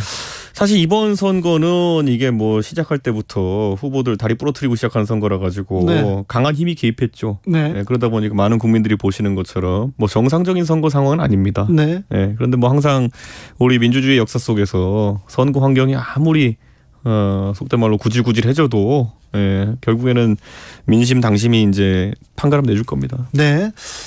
초반에는 유승민 후보가 이렇게 각광을 받는다 이렇게 얘기할 수 있었습니다. 그런데 유승민 나가 떨어진 건 아니죠. 어떻게 좀 밀렸죠? 그러니까 민심 1위라고 이제 나오던 유승민 후보를 우선 제거하기 위해 가지고 당원 당규를 바꿨죠. 그러다가 나경원 당심 1위 후보 나경원 후보를 또 제거하기 위해 가지고 갑자기 5만 가지 공격을 다 하고 연판장까지 돌리죠. 예. 그래서 거기도 또 그 다음에는 안철수였습니다. 양자 대결에서 안철수 1위 하는 게 나오니까 그럼 안철수도 이제 때려야 되는데 뭔가 없으니까 적으로 규정하고 뭐 무슨 신영복 선생 장례식에서 무슨 말 했다고 해서 예. 종북몰이를 하기 시작합니다. 네. 그래서 지금 여기까지 와 있습니다. 그렇습니다. 그래서 지금 선두권에 좀 앞서서 달린다. 김기현 후보가 앞서서 달리는 건 맞죠? 근데 이렇게 온 우주의 기운을 몰아가지고 주려고 노력하는데도 뭐 40% 초반에 박스권에 갇혔다 저희 보고 있거든요. 예. 그러면은 상당히 이것도 힘든 일이다. 네. 정권 초에 여권에서 대통령과 대통령실 그리고 뭐 지금 지도부까지 나서가지고 몰아주기 하고 있는데 이 정도밖에 안 나온다는 거는 애초에 동력이 없다. 더 이상 올라갈 이런 생각. 더 이상 결선 투표 가지 않을 수도 있다 이렇게 얘기하는 사람들이 있던데요. 뭐 그거는 뭐 꿈은 다 그렇게 꾸겠지만은 네. 지금 일관되게 이제 조사하는 것들 이런 거 보면은 네. 김기현 후보의 지지세가 정체되어 있거나 일부 하락세까지 나오고 있다는 생각을 하고 있습니다. 네. 조직력 이게 동원된 사람들이 많기 때문에 이번에 김기현이 쉽게 이긴다 이렇게 얘기하던데요. 80만 당원인데요. 80만 명을 조직할 수 있으면 왜 당을 하고 있습니까? 종교라지. 그렇습니까? 예, 그같이 경전 외우면서 이제 다 하면서 종북만 외치면 된다 이러면서 다 그거만 하고 있지 왜 지금 당을 합니까? 예전에는 이렇게 당권에 영향을 미치는 표가 몇만 명 이랬는데 네. 지금 80만 명입니다. 예. 엄청나게 많이 당원이 늘었습니다. 이준석 대표 때문에 많이 늘기도 했어요. 우선 팩트는 제 시기 때 늘었죠. 그렇습니까? 예, 제가 모았는지는 나중에 이제 논쟁적이겠지만은 네. 어쨌든 제 시기에 거의 다 늘어났습니다. 그래서 새로 이렇게 당원이 된 사람들이 어떻게 하느냐에 따라서 달라요. 그러니까 저는 이제 이 당원들 중에서 지금 신규 가입한 당원들 중에는 모바일 온라인 당원 가입이 되게 많았어요. 네. 예전에 민주당도 보면요. 결국 그 호남 출신의 당원들이 많이 소위 김대중 대통령 시기에 들어왔던 예. 스스로를 뭐 난닝구다 이렇게 칭하는 네. 그런 분들이 당을 사실상 이끌어 가다가 예. 그 다음에 이제 사실 뭐 문성근 씨의 무슨 뭐 백만송이 밀란 이런 것도 있었고 모바일 당원을 민주당에서 만들고 이러면서 수도권의 화이트 칼라 위주로 당원 구조가 많이 개편됐거든요. 예. 그러니까 말 그대로 짠물이 희석된 거죠. 그런 것처럼 네. 저희도 사실 작년 재작년 거치면서 그 과정을 겪은 겁니다. 네. 당원들 중에서 온라인 모바일로 들어오신 분들은 누가 지령을 내렸다기보다는 가장 간편한 경로로 가입한 거거든요. 네. 그러다 보니까 아마 누군가의 지령이나 조직적인 어떤 투표 오더가 먹히지 않는 당원들이 이렇게 봅니다. 네. 초반에는 윤심이 가장 중요한 변수였어요. 윤핵관의 영향도 있었고요. 그 다음에는 울산 KTX 부동산 투기 의혹이 가장 큰 이슈가 되고 있습니다. 이번 네. 당권에서. 그 울산 KTX 연결도로 변경 네. 그 건 같은 경우에는 처음에는 그 땅을 도대체 왜 샀느냐에 대해서 계속 이제 질문했거든요. 네. 그런데 결국 답을 못 하는 상황이었어요. 예, 계속 김기현 후보는 솔직히 말씀드리면 제가 39살인데 39살에 아무리 변호사 해가지고 여윳돈이 좀 있다고 해도 맹지를 사지는 않습니다. 쉽지 않죠. 진짜 땅 그 자체를 사랑해가지고 막 흙을 사랑하고 이런 게 아니면 맹지를 살 이유가 없습니다. 네. 그러니까 결국 투자의 목적으로 맹지를 사는 거는 예. 그거는 진짜 뭐 예전에 드라마 재벌집 막내도 이런 것처럼 미래를 보고 왔던가. 네. 여기에 무슨 분당이 생길 거야. 그래가 땅을 사잖아요. 그 드라마 보면은 네. 그런 것처럼 여기에 뭐가 생길 거라는 미래를 보고 왔던지 예. 아니면은 내가 그렇게 바꿀 수 있는 힘이 있던지 둘 중 하나입니다. 그럴 수도 있죠. 아니 맹지를 상속받은 경우 봤어. 맹지를 누가 삽니까? 39살에. 네. 예, 그러니까 저는 그거에 대해서 김기현 후보가 답변을 명쾌하게 못했는데 네. 이번에 어제 마침 이제 뉴스타파에서 보도한 내용을 보면은 예. 그 땅의 성격이 과거 변호사로 일하는 시절에 혹시 예. 뭐 성공보수나 이런 거로 받았을 가능성이 있다. 뭐 이런 것들이 나오면서 조금 2차전으로 가는 것 같은데 뭐 이 분야 전문가는 어쨌든 황교안 전 대표니까 네. 다음 토론회에서 뭔가 나오지 않을까 생각하고 있습니다. 아무튼 그리고 또 길이 변경됐습니다. 노선 변경됐는데 김기현 후보 땅을 지나게 된 것도 조금 국민들은 의아해하게 생각합니다. 그러니까 그 땅을 가보시면 제가 가봤거든요. 네.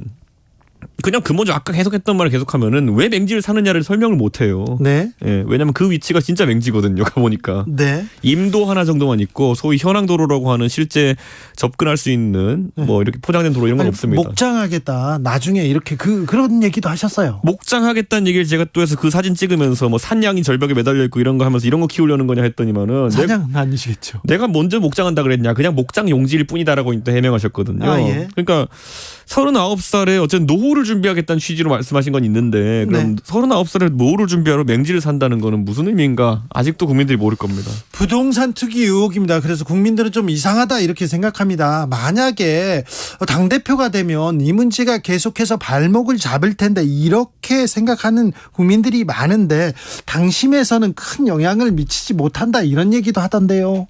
그런 거 있어요. 그 지지층 중에서 김기현 후보가 이제 보유하고 있는 지지층 중에 상당수는 웬만한 건 그냥 좌파의 음모다라고 충치면 된다 이런 약간 느낌이 좀 있는 것 같아요. 이 부동산 투기 의혹도 민주당식 공격이다 이렇게 얘기했죠. 그렇죠. 그러니까 뭐 이준석이 민주당에 사주를 받아서 그런다 그냥 모든 걸 그렇게 갖다 붙이면은 옛날에 그런 세계관이 좀 있었어요. 예.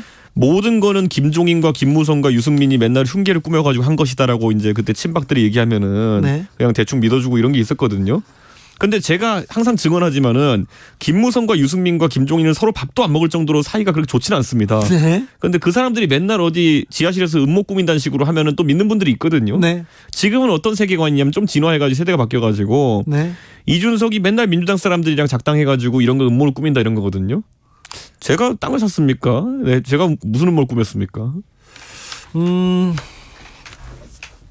알겠어요. 어제 대구에서 김기현, 나경원 두 분께서 손을 잡고 나왔더라고요. 웃고 있더라고요. 어찌 보셨습니까?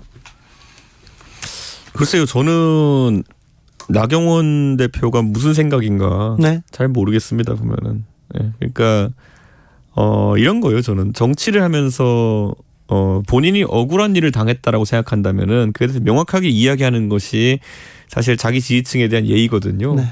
지금 나경원 대표를 지지하던 지지층 같은 경우에는 여러 번 의아함을 겪었습니다. 이번 선거 과정 중에서. 그렇죠. 처음에 나경원 대표를 오히려 용산에서 미는 거 아니야? 이런 분위기로 가다가 나중에는 왜 싫어해? 혹시 나경원 의원 실수했나? 이렇게 생각했다가 나중에 알고 보니까 그런 것도 아니고 그러니까 유언비어 다 돌잖아요. 뭐 누구랑 불편한 관계였다니 이런 게 돌고 지금 와가지고는 그래 우리 나경원 대표를 이렇게 바보 만들면 안 돼 이래가지고 열받아서 또 나경원 대표 지지층이 상당 부분 안철수 대표 쪽 이전됐다가 또 최근에 또 이러다 보니까 또 빠져나오고 참 나경원 대표 지지층 하기 힘듭니다. 아니 그렇죠. 그런데 마음을 준 거잖아요. 지지자들이 그래 나경원 좀 해봐라. 마음을 준 거잖아요. 안철수 그래 안 돼. 안철수 좀 해봐라. 이렇게 지지자들이 이렇게 마음을 주고 밀어줬는데 그분들이 전혀 좀 역할을 정치적 그 비전까지는 아니래도 메시지를 전혀 내지 않는 것 같아요. 그러니까 저는 이런 거죠. 그러니까 그 나경원 의원이 사실 어느 시점에서 강단 있게 행동하지 못한 사례들은 저도 개인적으로 몇 개 기억하고 있습니다. 예를 들어서 예전에 바른정당을 차릴 때 나경원 의원도 함께 행동할 것처럼 이제 되어 있었거든요. 그런데 막판에 빠지시더라고요. 그래요? 네, 그러니까 저는 그게 나경원 의원의 어쨌든 뭐 조심스러운 성격인지 뭔지 모르겠으나 뭐 그렇게까지 박력 있는 강단 있는 행동을 또 하는 스타일은 아니다 이렇게 봅니다. 자, 그래서 물어봅니다. 결선 투표 갑니까? 가죠. 누가 갑니까? 천하람, 김기현. 김기현 가는데 2등을 천하람이 갑니까? 그렇죠. 천하람이 지금 근데 각종 조사에서는 뭐 3등으로도 있고 2등 조사도 있습니다. 잠시 후에 말씀드리겠지만 그런데 천하람이 올라갑니까? 그 지금 하는 조사는요. 소위 말하는 지지층 조사입니다. 그러니까 1000명을 전화 걸어가지고 국민의힘 지지층이라 답하는 보통 한 300명, 400명 정도 샘플한테 누구 지지하냐를 물어보는 건데요. 당원은 그것과 좀 다릅니다. 지지층 국민 중에 통계 내는 거지만은 당원으로 가입한 사람들은 약간 다른 경향성을 보입니다. 어느 정도로 누군가 개인을 정말 좋아해서 가입하거나 뭐 이런 게 있어야 되는 거거든요. 그러면 예전에 아까 말했던 것처럼 제가 대표할 시기에 당원들이 많이 늘어났는데 많이 늘어났어요. 그때 안철수 의원은 우리 당에 없었어요. 아 그렇죠. 그러니까 안철수라는 개인을 바라보고 들어온 당원은 그 시기가 없다 이거예요. 그러다 보니까 안철수 의원이 지지층 조사에서 보이는 것과 그 당원 조사에서 나오는 것이 좀 다를 것이다 이렇게 네. 봅니다. 지난 21일과 22일 폴리뉴스와 경납연합일보 의뢰로 국민의힘 지지층 대상으로 당대표 지지했습니다. 지금은 다 지지층 조사입니다. 천하람 22.8%로 안철수 17.9%를 누르고 2위에 올랐습니다. 그 조사가 당원 조사입니다. 네. 자세한 내용은 중앙선거 여론조사 심의위원회 홈페이지 참조하시면 됩니다. 자, 그래서 결선에 김기현 천하람이 갔어요. 네. 갔어요. 그리고 이변을 예상하는 사람도 있습니까? 예상 정도가 아니라 그런 거 좋아하잖아요, 사람들이. 네. 예, 왠지 이렇게 온 우주의 기운을 몰아가지고 대통령까지 밀어가지고 네. 이렇게 막 누굴 밀려 그랬는데 네. 안 되면 괜히 기분 좋잖아요. 아니 강자가 이렇게 또 좌절하면 그렇기도 하죠. 그게 대한민국 국민들이 바라는 네. 정말 예전에 노무현 대통령의 성공 스토리이기도 했고 이제 뭐 약자로 시작한 사람이 적수공권으로 이렇게 쭉 올라가는 느낌. 그거에 국민들은 카타르시스를 느낄 것이다. 그래서 당장 저는 확신합니다. 만약에 이제 8일 날 우리가 이제 그거를 하는데 거기서 결선 투표 가고 천하람 후보가 결선 투표 진출한다. 그러면 주진우 기자도 카타르시스를 느끼면서 바로 천하람을 섭외하려고 할 겁니다. 네, 그렇죠. 그래서 제 생각엔 시간상 공교롭게도 아마 천하람 후보의 그 결선 투표 진출 후의 첫 목소리를 주진우 라이브에서 여러분이 들을 수 있을 것이다. 알겠습니다. 네. 네. 자, 이준석의 예상을 한번 믿어보겠습니다. 근데 자, 당대표 선거만큼 지금 치열한 게 최고위원 선거입니다. 네. 자, 최대 관전 포인트는 이준석 사단 성적표인데 어떻게 될 것 같습니까? 이미 뭐 윤핵관들은 뭐 다 컷오프 떨어질 것이다라고 이제 공개적으로 이야기했는데 자기들이 네. 이준석계는 다 떨어질 거다 그랬는데 다 진출했어요. 그러니까 그렇죠. 이미 한 번에 이변은 겪었고요. 네. 이제는 이변이 아니라 거의 제가 봤을 때는 많은 분들이 거의 상수로 바라보고 있는 것 같습니다. 네. 자, 이준석이 전망합니다. 그러면 최고위원 손가락에 누구 꼽습니까? 저는 허은하, 김용태 둘은 당연히 진출할 것이다. 네. 이렇게 좀 보고 있고 예. 거기에 더해서 지금 보면은 굉장히 특이한 후보들이 있어요. 그러니까 평생 민주당에서 계시다가 민영삼 후보가 지금 네. 넘어오셔가지고 어느 정도 상위권에 순번에 있는 걸로 보이는데. 그렇다면서요. 예. 그분은 4년 전인가요? 5년 전인가 전남도지사의 민주평화당 후보로 나가시면서 네. 뭐 대통령은 문재인, 전남은 민영삼 이런 명함으로 이제 선거 뛰신 분이거든요. 네. 그러니까 이게 보수 지지층이라는 것이 사실 일반적인 언론에서 접할 수 있는 정보를 보기보다는 유튜버들한테 이제 의존하는 경향성이 크거든요. 그러니까요. 그러니까 그래서 이제 그런 성향 속에서 이런 게 나오는데 저는 그 결과도 상당히 주목해야 된다 이렇게 봅니다. 네. 왜냐하면 정당에서 아무리 활동해도 필요 없다. 유튜브가 답이다라는 식으로 사람들이 받아들이게 될 가능성이 있거든요. 그렇지만 그래도 또 영향은 제한적이지 않을까요? 저도 그러길 바랍니다. 그러니까 유튜버가 그렇게 해서 선거에 뭐 제가 봤을 땐 직접적인 기여를 크게 하진 않았지만은 그냥 우리 당원들이나 어르신들의 귓요리거리 이런 정도를 귓요기거리 정도로만 있는 그런 유튜버가 예. 최고위원 되면 그것도 참 난감합니다. 청년 최고위원 토론회 지금 예.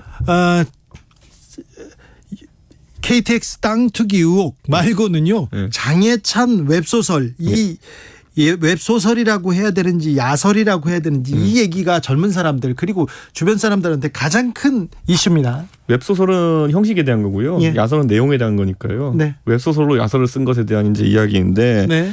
사실 그건 한번 휩쓸고 지나갔거든요. 예. 그리고 나서 또 이제 보니까 갑자기 장해찬 후보에 대한 주목도가 높아지다 보니까 사람들이 궁금해서 장해찬 후보의 그럼 예전에 생각을 알아보기 위해 가지고 그 소설을 찾아봐요. SNS를 많이 들어갔나 봐요. 네. 근데 찾다 보니까 별의별 게 다 나오는 게 2020년에는 장해찬 후보가 이런 말도 했어요. 윤석열과 한동훈이 과거 정부를 수사할 때 저주를 퍼붓다가 이제는 구국의 영웅 대접을 하는 보수도 부끄러워해야 한다. 네. 근데 이 장해찬 후보가 사실 지금 선거 타이틀로 내세우고 있는 게 뭐냐면 윤석열의 1호 참모 이거거든요. 예. 그러니까 윤석열과 한동훈을 부끄러워해야 한다라고 이제 했는데 그 마케팅을 3년 만에 뒤집어가지고 네. 윤석열 1호 참모 이렇게 하고 있으니 2020년에 이런 말을 했네요. 예. 그러니까 이게 격세지감을 참 느끼긴 하는데 네. 물론 사람의 생각이 바뀔 수는 있지만은 3년 만에 많이 바뀌었네요. 어쨌든 우리 당원들의 선택에 많은 참고가 될 것 같다 이런 생각을 하고 있고 저는 개인적으로 이번에 뭐 저희가 찾아보는 건 아니지만은 많은 분들이 보내주셔서 놀랐는 게 네. 장해찬 후보의 우리 당의 이제 전직 대통령에 대한 인식이 네. 딱 주진우 기자랑 굉장히 성향이 맞을 것 같아요. 어떻게 맞습니까? 이게 사실 이제 뭐냐면은 나 조심해야 되는데. 예. 그 예전에 보니까 이름은 얘기하지 않았지만은 2012년쯤에 네. 장해찬 후보가 뭐라고 그 당시 대통령이 이명박 대통령이잖아요. 네.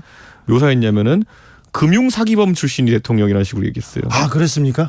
저도 금융사기범이라고는 얘기는 못합니다. 지금 대통령 하신 분들 우리 14분인가 있는데 네. 누가 금융사기범이라는 말을 들을 만한 이력이 있습니까? 네, 이명박 전 대통령한테 왜 얘기했잖아요. 이렇게 약해졌어요, 진짜? 아니, 그게 아니라 네. 저 금융사기 사기를 저질렀죠. 금융에 관심이 많으신 대통령이 누굽니까? 이명박 대통령. 그렇죠. 네. 그러니까 이런 이력들이 이제 나오고. 그분이 그렇게 얘기했습니까? 네, 저하고 좀 비슷했네요. G20 그때 이명박 정부 시절에 최대 외교 성과라고 홍보하지 않았습니까? 그렇죠. 그런데 이제 그 G20에 대해 가지고 이제 장해찬 후보 평가한 걸 보면은 G20 F 오프라고 해가지고 영어로 그냥 욕을 박았거든요. 그래요? 네, 그러니까 이게 어찌 보면은 장해찬 씨가요? 아마 이 좀 생각 자체가 반 이명박적인 생각은 강했다. 그래서 아마 주진우 기자랑 언제 한번 얘기할 기회가 되면은 둘이 이명박 전 대통령에 대해서는 생각이 좀 비슷한 것 같아요. 둘이 관심사가 좀 일치할 것 같다. 네, 알겠습니다. 그리고 예전에 보면은 또 어제 저희 이기인 후보가 이제 연설장 소개했는데 독재자 박정희, 그리고 독재자의 딸 박근혜, 그리고 영남 꼴통들, 이런 말을 써서 보수 세력을 비판했습니다. 이분 장해찬 씨가요? 아무튼 이명박 대통령에 대해서는 문제 의식이 있네요. 장해찬 후보가 좋네요. 그 부분은 독재자의 딸 박근혜. 그 말도 틀린 말은 아닙니다. 독재자 박정희. 틀린 말은 아니죠. 영남 꼴통. 저는 꼴통은 그런 얘기는 안 씁니다. 근데 저는 그런 단어는 안 써요. 그러니까 저는 이런 게 이제 보면서 사실 이게 어느 정도 이제 후보가 관심사를 받으면은 후보의 과거 이제 이력에 대해서 사람들이 찾아보게 되는데 자연스럽게 이런 게 많이 나오는데 저는 여기가 나와가지고 장해찬 후보가 좀 반론 좀 했으면 좋겠습니다. 이런 말들을 왜 했냐고 하면은 별말 안 하고 이준석 얘기만 해가지고 지금 계속 이준석 전 대표가 성상납 의혹 무마하려고 쓴 각서가 문제지 이건 소설이다 이렇게 얘기합니다. 그거 김철근 실장 다 무혐의 났어요 이미 벌써. 무혐의 난 지 오래예요 벌써. 그렇습니까? 그거 3달 됐어요 무혐의 난 지. 그러니까 지금 계속 그런 거 붙들고 자기 해명하라고 하니까 남의 이야기만 하고 있는데 언제 한번 또 이제 주진우 라이브에서 또 이런 주진우 기자와 성향이 맞기 때문에 이 이명박 대통령에 대한 심도 있는 대화라든지 독재가 무엇인가에 대해 가지고 특집 한번 했으면 좋겠어요. 그렇습니까? 장해찬 후보는요 지금 1호 참 윤석열 대통령의 1호 참모고요. 바쁘셔가지고 잘 안 오십니다. 이제 주진우 또 다른 주진우 분하고 되게 친하다고 하시던데. 그래요? 네. 장해찬 씨하고 그 대통령실에 있는 주진우. 그분들하고 친한 거죠. 어쨌든 주진우라는 이름 가진 분과 많이 맞는 것 같습니다. 알겠습니다. 장해찬 청년 최고위원 후보 반론 인터뷰 얘기 들어보겠습니다. 이 성향에 대해서는 꼭 물어보겠습니다. 당연히 모셔야죠. 이런 중요한 얘기. 국민들 중에서 이런 얘기를 듣고 또 새로운 인상을 가질 수 있어요. 그러니까 진짜 독재에 대한 인식이라든지 이런 것들. 근데 윤 대통령하고 친하다는 사람들은요 방송 출연을 잘 안 해요. 이분은 업이 방송이기 때문에 나와가지고 꼭 이런 얘기를 육성으로 들려줬으면 좋겠습니다. 알겠습니다. 제가 물어보겠습니다. 아무튼 장해찬 후보는 100% 허구였다 이렇게 얘기하셨는데 그 웹소설에서 특정 연예인 연상시키는 이름 바꿨고요. 그다음에 산단 고음 이런 것도 없앴습니다. 그러니까 이게 사실 예전에 장해찬 후보가 이제 여의도 정치하는 젊은 사람들 중에서 도대체 생계를 뭐로 유지하는지 모르겠다. 혹시 엄마 카드로 생활하는 거 아니냐 이러면서 누구를 공격했죠. 집단으로 깠거든요.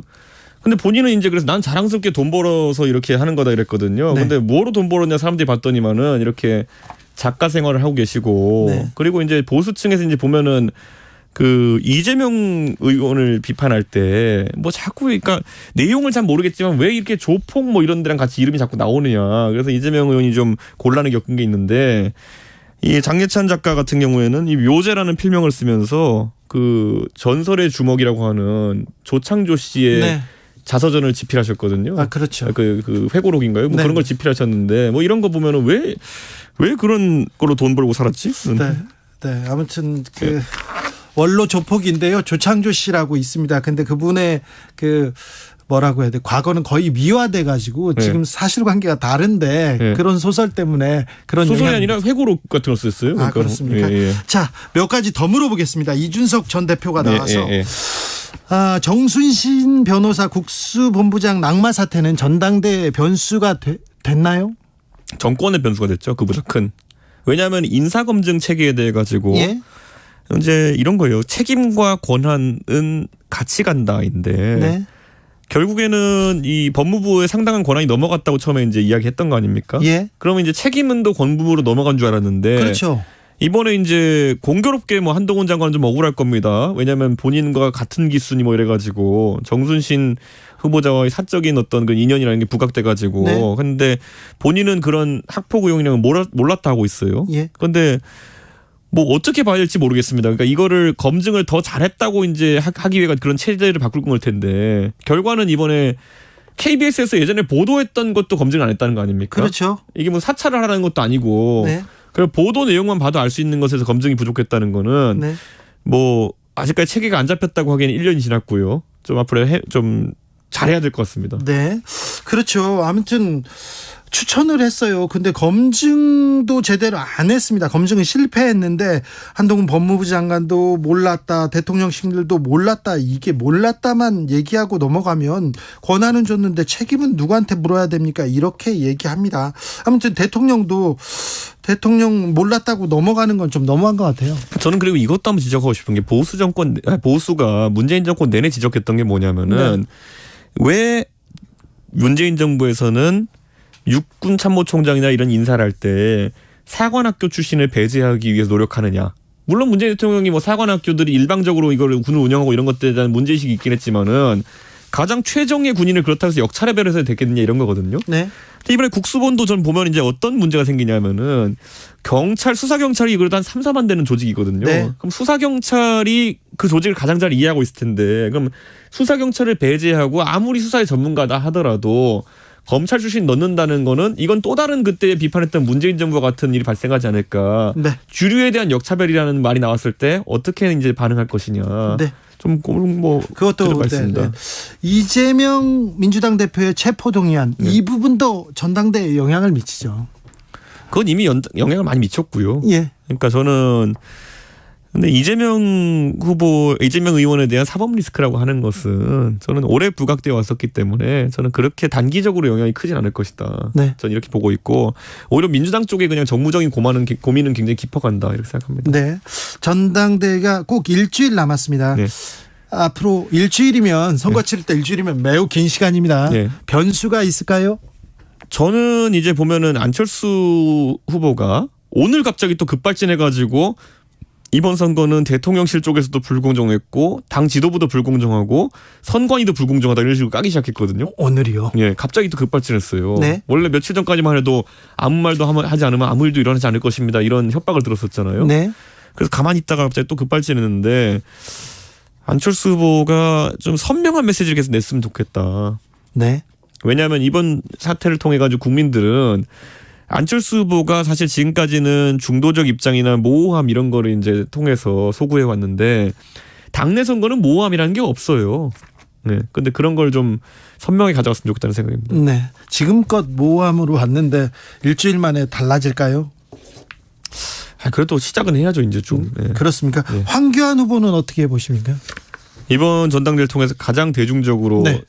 이미지 변환에 성공한 분이 황교안 정치력을 대표입니다. 보인 분도 황교안 후보입니다. 그러니까 황 대표님이 과거에 이제 본인의 안타까운 180석 내준 그것 때문에 부정선거에 꽂혀 있을 때는 아니 대선이라는 중요한 선거에서 왜 저걸 들고 나오지 이런 식으로 해서 많은 사람들이 의아해했거든요. 예. 그런데 이제 전당대회라는 중차대한 또 다른 선거를 놓고는 상당히 날카롭고 또 본인의 전문성을 살리는 그런 질의를 하시면서 저만 해도 굉장히 그 호감으로 이제 많이 바라보고 있습니다. 네. 박지원 전 원장의 그냥 그 분석입니다. 네. 이준석, 유승민 당 출연할 것이다. 계속 이렇게 예측하고 있는데 네. 어찌 보시는지. 제가 반농담조로 박지원 원장 그런 얘기 하시면은 네. 국정원장 제대로 안 하신 것 같아요. 그래요? 왜 이렇게 국내 정치에 대한 관심이 많으십니까? 아니 그만두고 이렇게 관심을 가질 수는 있잖아요. 아니 근데 그동안 이제 뭐 훈장관 원장 계시면서 아마 해외 정보나 이런 걸 다루시다 보니까 감이 떨어졌습니까? 국내 정보 감이 떨어지신 것 같습니다. 그분이 그럴 분이 아닌데. 네. 자, 천하람의 기세가 네. 굉장히 뭐라고 해야 되나요? 질풍 같았어요. 네. 계속 이렇게 파죽지세로 치고 올라왔는데 네. 지금 좀 주춤한다 이런 사람도 있습니다. 네. 그래도 일주일 동안 그 히든 카드를 꺼낼까요?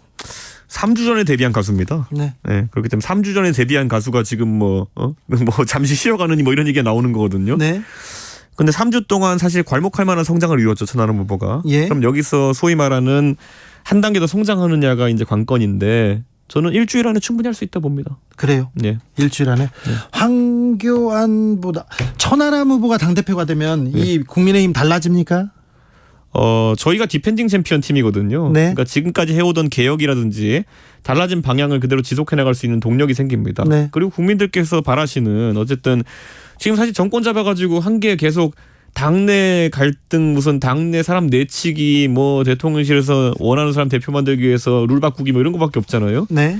그런 게 잘못됐다는 것을 누군가 경종을 울린다면은 윤석열 정부도 조금 더 이제 민생 살리기나 이런 좀 삶에 도움이 되는 아젠다에 좀 집중하지 않을까 그런 기대가 있습니다. 김기현 후보가 예상대로 그리고 그 당 조직력을 모아서 당 대표에 되면 어떻게 됩니까? 나중에 비대위 가겠죠. 그럼 또 이제 바로 비대위 갑니까? 나중에 아니 왜냐하면 선거를 이길 수 있다 생각하면 가겠지만은 네. 그렇게 선거 진다 생각하면은 또 귀신같이 끌어내리는 게 보수당입니다. 그렇습니까? 선거 이겨도 끌어내리는데 뭐. 그렇죠. 네. 네. 나쁜 사람들 많아요. 나쁜 사람들 많습니까? 당해보세요. 보수당에서 왜 이렇게 무섭죠? 네? 뭐에 무섭죠 이렇게? 원래 물에 빠진 걸 구해내면은 원래 보따리 내놓으라는 게 이게 왜 속담에 있겠어요 그게. 네. 네. 이준석 대표의 미래에 대해서 궁금해하는 사람들 많은데요. 네. 그분들한테는 어떤 얘기 해주시고 싶습니까? 우선 이번에 책 내고 나가지고 네. 책 독자들과 좀 만나기 위해서 네. 지방 좀 돌아다니고요. 네. 순진한 행보를 하겠습니다. 순진한 행보를 하다가 뭐 당 대표도 해봤는데 뭐 박지원 원장도 한번 만나보죠 뭐. 네. 예. 그리고 또 사람들 만나면서 고민해보죠. 고민해보고. 네. 네. 대선 행보 이런 거 준비하고 계십니까? 대선이 한참 남았고. 네. 예. 대선이 뭐 또 언제 있다는 보장도 없는데. 네. 그 대선이 열리면 출마를 해야죠. 아니 그거는 네. 제가 항상 얘기하자면 저는 외치를 공부를 안 했어요. 외교나 아니면 국방 같은 거 하나도 공부 안 했기 때문에 저는 그거 공부할 때까지는 절대 대선이라는 건 생각 없습니다. 아 그렇습니까? 네. 외치를 못하는 대통령이 집권하면요. 네. 나라가 굉장히 곤란한 상황에 처합니다. 누군지 얘기 안 하겠지만. 네. 윤석열 대통령 얘기하시는데요. 굉장히 편향된 생각을 갖고 계시네요. 아니 뭘 편향적이에요? 대한민국의 모든 대통령은요. 네. 이승만 대통령을 제외하고는 네. 외치에 대한 직접적인 경험이 없이 집권을 합니다. 그래도 공부는 많고 고민은 많았어요. 아니 뭐 감옥에서 책을 많이 읽었다 이런 게 아니에요. 외치는. 그러니까 제가 봤을 때는 외치라는 거는 네. 정말 국제적인 감각이 있어야 되는 거고 이명박 대통령도 국제 비즈니스 감각은 있지만은 외치라고 하는 그 영역에 있어가지고는 네. 또 잘 모르셨던 부분이 있었던 거거든요. 네. 국제 비즈니스 감각도 좀 없었어요. 하여튼간 이명박 대통령 하면은 그렇죠. 이명박 대통령 장해찬 후보하고 제가 같이 만나보세요. 얘기해 볼게요. 예. 그리고 다시 한번 얘기하시자고요. 예. 네, 여기까지 듣겠습니다. 앞서 인용한 여론조사 폴리뉴스와 경남 연합일보 공동 의뢰로 피플 네트워크 리서치가 조사했습니다. 지금까지 이준석 국민의힘 전 대표와 말씀 나눴습니다. 감사합니다. 네, 감사합니다. 정치 피로, 사건 사고로 인한 피로, 고달픈 일상에서 오는 피로. 오늘 시사하셨습니까? 경험해보세요. 들은 날과 안 들은 날의 차이. 여러분의 피로를 날려줄 저녁 한 끼 시사. 추진우 라이브.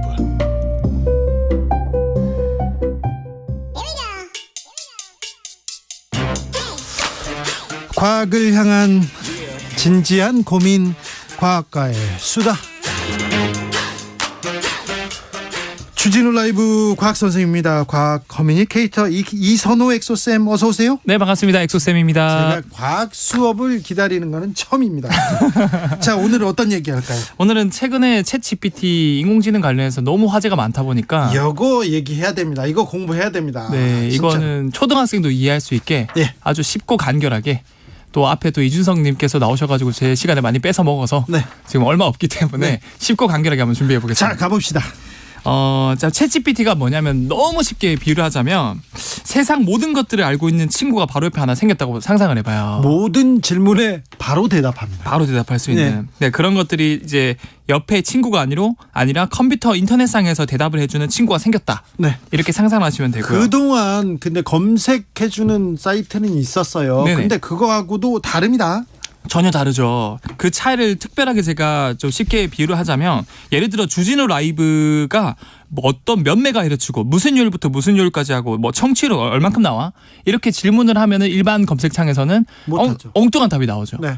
그런데 이 챗GPT를 쓰면은 정확하게 이거를 대답을 해준다라는 거죠. 네. 그래서 기존 검색창 같은 경우는 뭐 구글이나 뭐 다양한 사이트에서는 한계점이 결국 주진우 라이브 검색해서 일일이 사이트 내에 하나하나 찾아다녀야 본인이 원하는 정보를 알 수 있었는데 네. 이제는 그냥 문장으로 채팅하듯이 물어보면 돼요. 물어보면 다 대답을 해주고 네.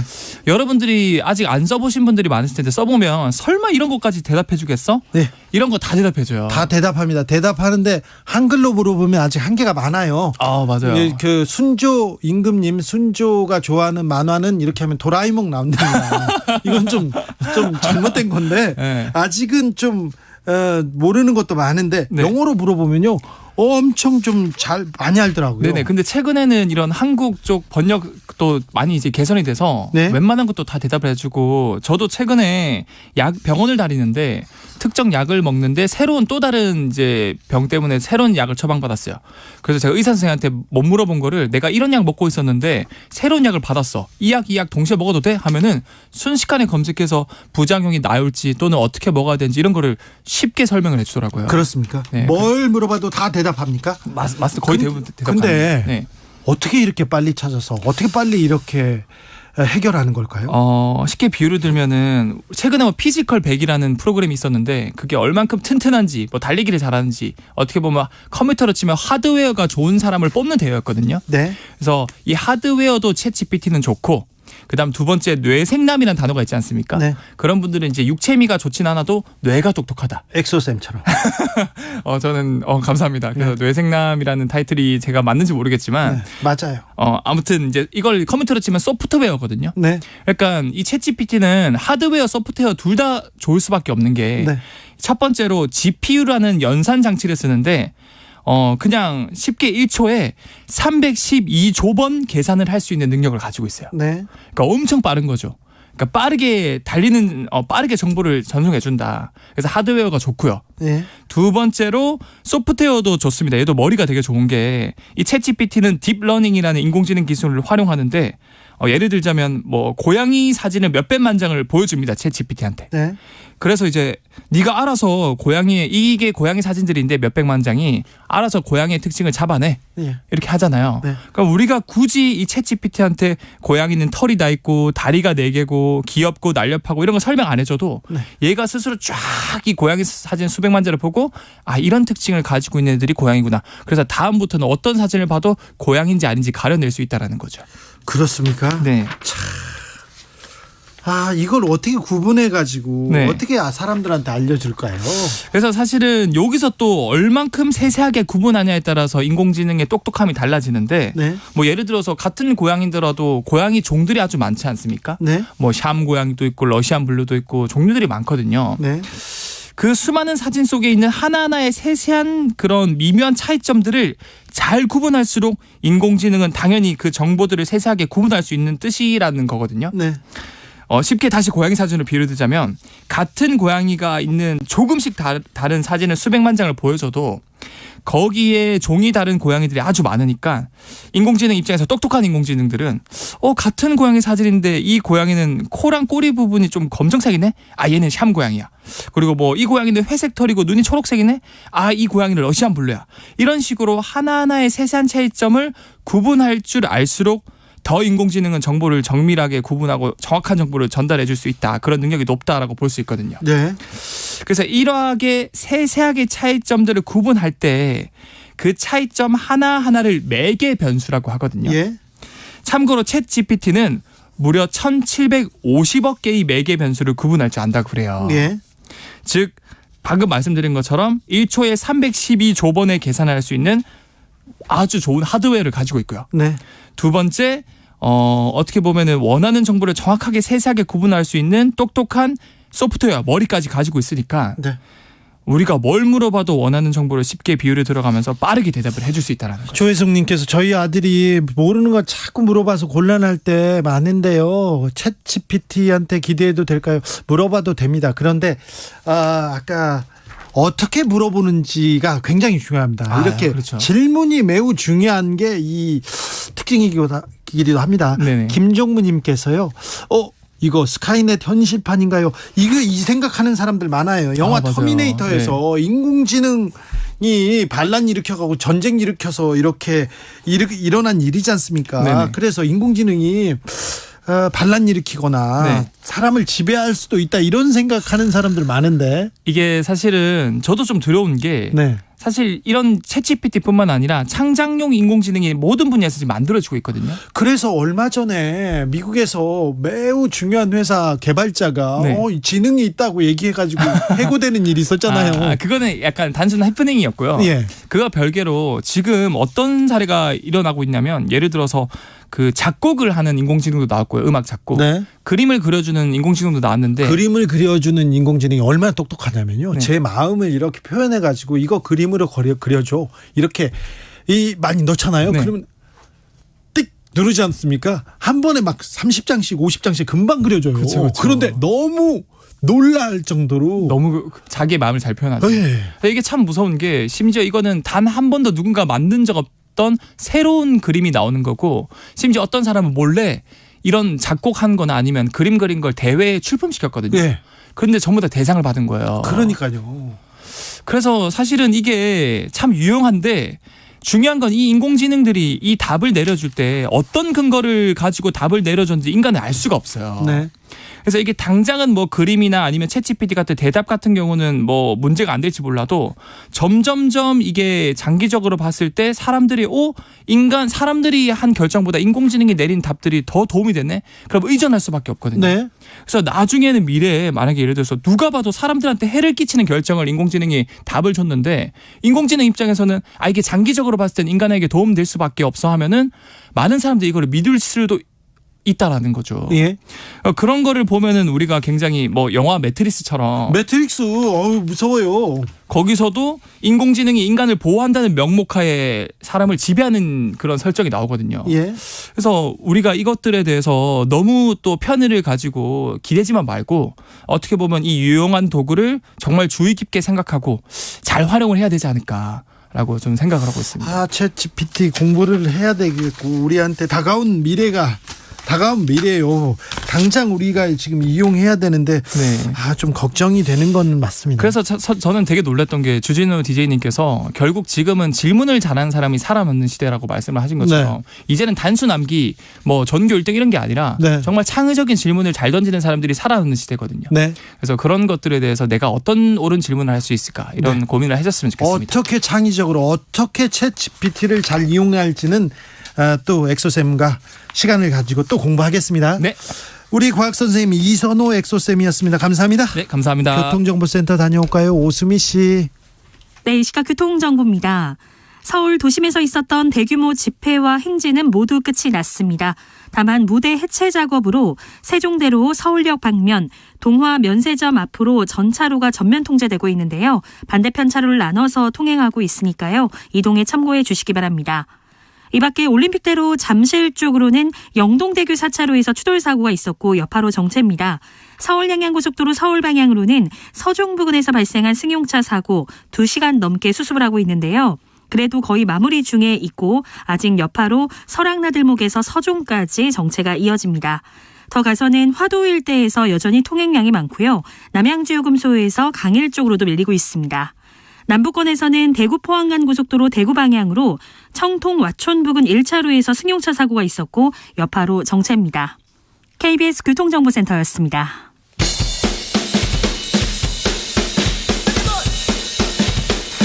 틱탁 틱탁 틱탁 결란한 입담의 환상 드리블. 오늘 이 뉴스를 주목하라. 이슈 티키타카. 머리끝부터 발끝까지 핫이슈 더 뜨겁게 이야기 나눠보겠습니다. 김수철 여의도연구원 부원장 어서 오세요. 네, 반갑습니다. 최진봉 성공회대 교수 어서 오세요. 네, 안녕하십니까. 국민의힘 전당대회 어떻게 흘러갑니까? 결선 투표 없을 것 같은데요, 분위기가. 없을 1차예요. 1차에. 예. 방금 전에 이준석 전 대표 결선 투표 반드시 간다 얘기하는데 그런데 아니 이거 당 내부에 있는 사람들은 결선 투표 없을 거야 이런 얘기도 많이 합니다. 왜 그러냐면 일단 이제 여론조사가 40% 후반대가 나오면 이제 표 결집이 이루어지기 때문에 생각보다 그게 막 50%까지 근접한다고 하는 것은 충분히 더 나올 수 있다는 과학적 근거로 말씀드리는 겁니다. 네, 그렇습니까? 저는 그렇게 생각하지 그냥 결선 투표 갈 거다. 그러니까 누가 가느냐가 문제죠. 2등으로 누가 올라. 물론 저는 뭐 막판에 가면 김기현 후보가 당선될 거라고 생각해요. 그러나 첫 번에 하긴 좀 어려울 것 같고 제가 볼 때는 그냥 누구랑 마지막 결선을 하느냐가 중요하겠죠. 정치자 여러분 잘 보세요. 네. 굉장히 그 오랫동안 정치권에 몸담고 그리고 잘 예측하고 판세를 잘 읽는다는 분들도 많이 못 맞춰요. 그러니까 어떻게 되는지 그렇죠. 지켜보시죠. 결과를 봐야죠. 결과를 아무도 모릅니다. 자, 그럼 결선에는 누가 갈까요? 그래서 이제 그걸 제가 또 준비해왔. 이제 천하람 후보가 2등을 해서 결선 투표로 반드시 갈 수 있겠다고 하는데 저는 생각보다 쉽지 않을 거다라는 생각을 하고 있습니다. 네. 왜냐하면 2등은 누가 됩니까? 안철수가 되지 않을까 생각하고 있습니다. 안철수. 예. 자, 최진봉 교수님은요? 저도 그 부분에서는 약간 동의해요. 안철수 후보가 될 가능성이 높다. 물론 천하람 후보가 치고 올라오고 있는데 이 벽을 완전히 뛰어넘어서 안철수 후보를 추월하기까지는 약간 좀 한계가 있지 않을까. 정치자 여러분, 기억해 주시기 바랍니다. 정치 판세를 예측하고 있습니다. 틀릴 수 아무리 있습니다. 유능하고 아무리 이렇게 경력이 많은 사람들은 잘 틀립니다. 못합니다. 이분들이 보시는 겁니다. 그렇습니다. 자, 최고위원 후보로 가봅시다. 네. 장해찬 웹소설 너무 뜨거워요. 저는 이제 한 10여 년 정도 된 이야기가 됐는데 그걸 보면서 이제 전당대회에 그런 이야기들이 오고 가는 것 자체가 조금 안타깝고요. 그러게요. 최고위원 선거에서 이렇게 그렇습니다. 그런데 이번에 좀 국민의힘 당 지도부나 정치인들은 좀 어떻게 좀 반성해야 되는 것이 국민을 위해서 국가 경제를 위해서 지금 어려운 민생을 위해서 뭘 하겠다는 얘기는 하나도 안 하고요. 저는 뭘 하겠습니다. 이런 얘기는 안 나오고 지금 땅 투기, 윤핵관 얘기만 나오지 않습니까? 그리고 웹소설 나오고요. 네, 그래서 전당대회 판세에 뭐 크게 영향을 줄 것 같지는 않지만 그런 이야기들이 오고 가는 것 자체가 좀 국민들 보시기에 좀 그렇겠다는 생각이 들었습니다. 그러니까 이제 말씀하신 것처럼 장해찬 후보가 당선될 것 같아요. 근데 뭐 결과적으로는 그럴 것 같아요. 근데 문제는 뭐냐면 이게 국민들한테 주는 이미지거든요. 그러니까 국민의힘 청년 최고위원인데 장해찬 후보가 갖고 있는 여러 가지 논란들이 사회적으로 받아들이기 어려운 부분이 좀 있지 않습니까? 본인은 뭐 그냥 100% 환타지라고 얘기하지만 거기에 나오는 사람의 이름이라든지 배경이나 이런 게 보면 현재 활동하고 있는 여성 연예인과 이게 오버랩이 되잖아요. 근데 그걸 그렇게까지 표현하는 것이 과연 맞는 것이냐. 물론 그 당시에 본인이 정치를 안 했기 때문에 뭐라고 얘기할 수는 없겠지만 그럼에도 불구하고 그런 과거에 그런 행적이 있는 분이 나왔을 경우에 이것이 국민들이 국민의힘 최고위원에 대한 이미지를 어떻게 가질까 하는 부분은 깊이 고민해 봐야 된다. 이게 나중에 문제가 돼요. 지금이야 뭐 그냥 넘어가죠. 선거에는 그 영향을 안 미치지만 이제 두고두고 이 문제가 앞으로도 계속 국민의힘의 발목을 잡는 요소로 작용할 가능성이 있다고 봅니다. 그럼 국민의힘 최고위원은 어떤 분들이 될까요? 일단 교수님한테 먼저 물어볼게요. 저는 뭐 장해찬 청년 최고위원 될 것 같고요. 그다음에 지금 뭐 여론조사 결과로만 본다면 그걸 근거로 말씀드린다면 민영삼 제 그냥 예측입니다. 이것도 틀릴 수 있습니다. 그리고 제가 늘 밀고 있는 김병민 들어갈 것 같아요. 제가 볼 때는 그렇습니다. 그래서 민영삼, 김병민 여성은 한 분이 들어가야 되거든요. 근데 지금 뭐 상황으로 본다면 조수진 의원 그리고 이제 마지막 한 분이 김재원 의원이 들어가지 않을까 개인적으로 이렇게 생각합니다. 이렇게 보인다. 그렇게 보입니다. 어떻게 보시는지. 저도 이제 여성은 조수진, 그다음에 뭐 민영삼, 김재원, 김병민 정도 되지 않을까 싶고요. 제가 이번에 이제 방금 전에 이제 유승석 대표 인터뷰하고 가셨지만 사실은 이제 개혁 진영 부분들이 처음에는 언론의 주목을 확 받다가 천하람 이제 후보가 뜨면서 그 개혁 후보 4인방이 좀 뜨는 듯 했으나 막판에 가서 좀 뒷심은 좀 약했다라는 생각이 좀 들었고요.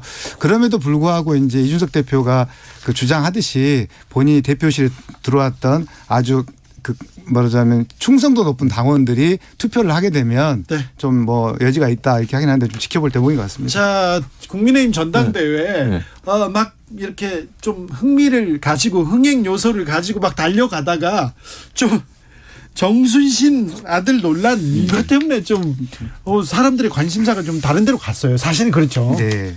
이제 근데 또 갑자기 이재명 대표 체포동의안까지 나와가지고 그래서 좀 약간 이슈에서 가려진 듯한 느낌이 그렇죠. 네, 그렇습니다. 이슈에서 가려지면 김기현 후보가 이득을 보나요? 아니 근데 이 상황 이 정순신 건은 누구에게 득이 되거나 손해가 될 걸로 보여지지는 않습니다. 이슈가 사라졌으니까. 그러니까 소위 국민의힘에서 그렇게 얘기했죠. 주진우 기자 말씀처럼 이런 거잖아요. 국민의힘에서 흥행이 된다. 국민의힘의 뭐 당대표 선거가 사람들의 관심을 많이 끌고 있다 이러다가 정순신 변호사 사건이 터지면서 사실 그쪽으로 확 몰리면서 이 국민의힘 당대표 선거가 사실은 이슈에 좀 멀어진 건 사실이에요. 근데 이제 뭐 사실 정순신 카드 같은 경우 이 이슈 같은 경우 물론 당대표 선거에 당락에 영향을 미치진 않아요. 그러나 기본적으로 현재 윤핵관 중심으로 되고 검사 중심의 인사가 편중돼 있다는 부분은 확실히 부각된 부분이 있고 사실 왜 그러면 한동훈 장관이 법무부로 인사검증을 하는 시스템을 가지고 갔는데 제대로 시스템을 마련이 안 돼가지고 이걸 걸러내지 못했는가 하는 부분에 논란이 있을 수밖에 없어요. 그러니까 정순신 후보 개인에 대한 비판도 있고 학교폭력의 문제점들에 대한 지적도 있지만 그와 함께 인사검증 시스템이 제대로 작동하지 않고 있다는 점에 대한 문제가 너무 크다고 생각해요. 그런데 이 문제에 대해서 어느 누구도 책임을 안 지려고 하고 윤희건 청장 같은 경우에도 자기는 그냥 1차 검증에서 기계적으로 된 걸로 보고 그냥 추천했다 이렇게 얘기해버리잖아요. 안타깝다 하고 끝나요. 그다음에 한동훈 장관 같은 경우 정무적으로 유감을 표명하지만 법적인 책임 부분에서는 선을 완전히 긋는 듯한 모습을 보이거든요. 그럼 대체 이 시스템에 대해서 누가 책임을 지냐는 거죠.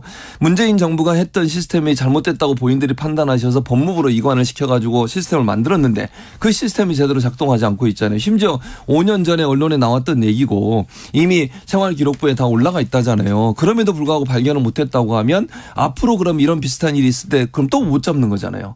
그랬을 때 인사검증이 제대로 될 것이냐는 부분에 논란이 있을 수밖에 없는 거죠. 그럼에도 불구하고 이제 지금 지난번에 공직 후보자 답변서에 보면 사실은 그게 현재에 진행되는 소송이나 이런 걸 물어봐서 답변 안 했다는 거잖아요. 그래서 이제 거기에 대해서 재검증을 할 수 있게끔 문항을 수정하고 그다음에 또 크로스 체크가 될 수 있도록 이제 제도를 보완하겠다고 하니까 한번 좀 지켜보세요. 근데 이제 저도 그 부분도 이해가 안 되는 게 지금 말씀하신 것처럼 현재 있는 걸로 하나 체크를 안 했다고 하더라도요. 거기 보면 이런 게 있어요.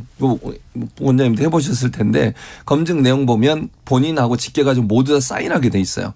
그러니까 구체적으로 본인의 뭐 범죄 경력 이런 거 다 확인해 보고 법무부 출입국 관리 다 확인해 보고 그다음에 법무 재판도 제가 볼 때는 그 시스템에 들어가면 확인이 가능하다고 생각해요. 그러니까 이 문제가 예를 들어서 본인이 그렇게 했다고 그걸 믿어버리고 그냥 2차 검증을 안 하는 것은 저는 문제라고 보거든요. 만약에 100% 정말 진실을 쓸 수도 있지만 그게 아닐 수도 있잖아요. 그런 경우를 발견해내기 위해서 일부러 사인하고 거기에 구체적으로 본인들이 내 개인정보를 확인하는 것을 동의해서 사인까지 하는데 그럼 2차 검증을 하지 않았다는 얘기밖에 안 되는 거거든요. 그러니까 재판 기록 보면 나오지 않겠어요. 만약에 민사소송이나 형사소송이나 어떤 소송을 하고 있다고 하는 부분들이. 이 부분은 본인이 얘기했어야죠. 그거 했어야 되는데. 그리고 또 검증했어야죠. 그러니까요. 그건 어렵지도 않아요. 근데 이제 우리가 봐야 될 게 아까 그 교수님 말씀하셨는데 일단 문재인 정부 대통령도 그런 말씀을 하셨어요. 공식적으로 제출되는 주민등록이나 세금이나 병역 이런 걸로 거르지 못하는 부분이 있다라는 걸 인정을 하셨고 그래서 이제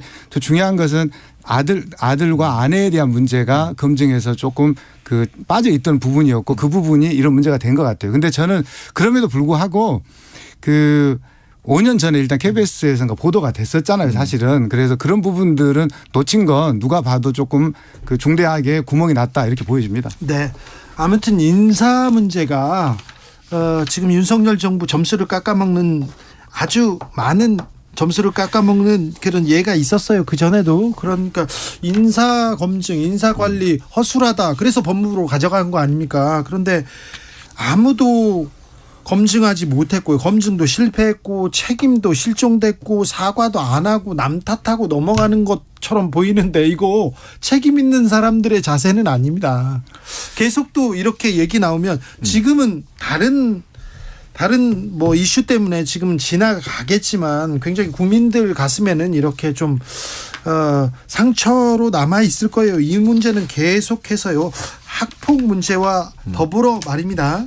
그렇죠. 그러니까 이게 휘발성이 강한 이슈잖아요. 그냥 단순히 인사검증 실패도 문제지만 학교 폭력은 피해자가 분명히 존재하고 있고 그 네. 피해자는 심지어는 스스로 극단적 선택을 할 정도로 큰 상처를 받았고 네. 본인은 학업을 포기했어요. 근데 가해자로 지목된 학생은 인류 대학에 들어가서 지금 공부를 하고 있는 상황 아니겠습니까? 이게 국민들이나 아니면 청년들한테 어떤 실망감을 주겠습니까?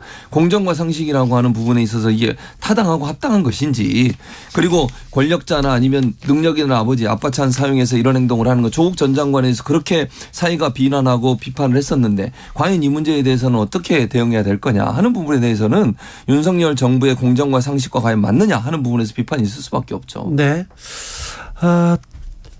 오늘이 수요일이고요. 네. 이제 주말부터 투표 시작합니까? 네, 4일부터 시작합니다. 네. 앞으로 남은 그 국민의힘 전당대회 변수가 있을까요?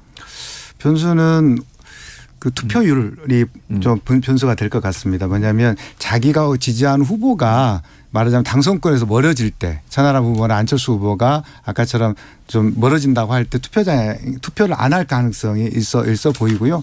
그리고 그 또 내일 모레 있을 합동연설에 또 수도권 합동연설이 있거든요. 그 연설에서 또 여러 가지 이제 이야기 했을 텐데 오늘 뭐 안철수 후보가 좀 약간 입장을 바꿔가지고 윤석열 강하게 한번 치고 받았는데 네. 그러한 것들이 이제 그 유권자들 아니 선거인단 보시기에 어떤 영향이 있을지 좀 볼 대목인 것 같습니다. 민주당은 이재명 체포 동의안 후폭풍이 좀 거셉니까? 이 갈등을 어떻게 봉합할 수 있을까요? 어떻게 될 것 같습니까? 지금 상황에서는 이제 이재명 대표는 함께 가려고 할 거예요. 단합을 강조합니다. 네, 단합을 강조하고 또 그 비판하지 말아달라 이런 얘기까지 지금 하고 있습니다. 그런데 예. 지지층은 그렇게 나오지 않고 있는 것 같고 지지층은 격양돼 있어요. 네. 제가 아는 분들 이렇게 연락이 보면 정말 격양돼 있어요. 그래서 그분들은 이재명 대표 요구에도 불구하고 일정 부분 좀 찬성표를 던지신 분들한테 압박을 가할 것 같습니다. 그러나 이제 큰 관점에서 본다고 하면 그분들이 목소리를 낼 가능성도 저는 있다고 봐요, 앞으로. 그래서 이게 일정 부분의 당내 갈등의 요소로 작용을 할 텐데 일단 수면 아래 가라앉아 있다가 2차 이제 만약 영장이 청구가 되면 그때 정면으로 충돌하는 양상이 일어날 가능성은 저는 있다고 봐요. 근데 그래요? 그러면 민주당 굉장히 내용 속으로 빠져드네요. 근데 저는 그게 내용으로 빠지는 부분들이 이제 세력화가 어느 정도 돼야 되거든요. 그러니까 지금 현재 뭐 30몇 명 정도 된다고 이렇게 알려지고 있는데 얼마나 많은 사람들이 그럼 구체적으로 적극적으로 본인들의 의사를 표면하면서 예를 들면 세력화를 할 거냐의 문제라고 봐요. 그러니까 그 30몇 명이라고 하는 분들이 정말 모두 다 똘똘 뭉쳐가지고 반대 그룹으로 나올 것인지 아니면 일부는 그냥 조용히 있고 그중에 몇 분만 나올 것인지 이거는 좀 지켜봐야 된다고 봅니다. 저는 뭐 분당되거나 이 사람들이 뭐 나가서 뭘 꾸리겠다 그런 신당 창당 가능성은 별로 높게 저는 높지 않다고 보여집니다. 네. 그런데 중요한 건 개딸들이나 이재명 대표가 민주당 입장에서는 게으르길 가능성이 있어요. 이걸 안고 가자니 다음 총선에서 부정적 영향을 미칠 수 있기 때문에 어떻게 해야 될지 고민이 될 것 같고요. 그리고 지금 사실은 좀 안타까운 부분은 소위 말이 민망합니다만 개딸들이 좌표를 찍었잖아요. 사실은 이 사람은 뭐 찍었네 안 찍었네 그래서 문자까지 보내가지고 확인하고 그것을 커뮤니티에 또 올리고 이러는 부분들은 제가 볼 때 앞으로 두고 사단이 날 것이다 이 문제가 그런 좀 생각이 좀 들고요. 그렇다고 해서 이 지금 민주당이 이재명 대표의 어떤 방탄이라고 하는 이 프레임이나 이 드라마가 조기에 끝날 것 같지는 않거든요. 이제 왜냐하면 기소가 되더라도 이재명 대표는 본인 말씀처럼 경기도지사 하면서도 재판 잘 받았다고 말씀하셨잖아요. 그래서 제 생각에는 당 대표를 하면서 계속 지속적으로 유지를 하면서 재판 받아가면서 또 뭐 본인의 헤게모니를 놓치지 않으려고 애를 쓸 것 같다 이렇게 보여집니다. 저도 그렇게 생각해요. 그러니까 이재명 대표가 물러날 가능성은 거의 없다고 보고요.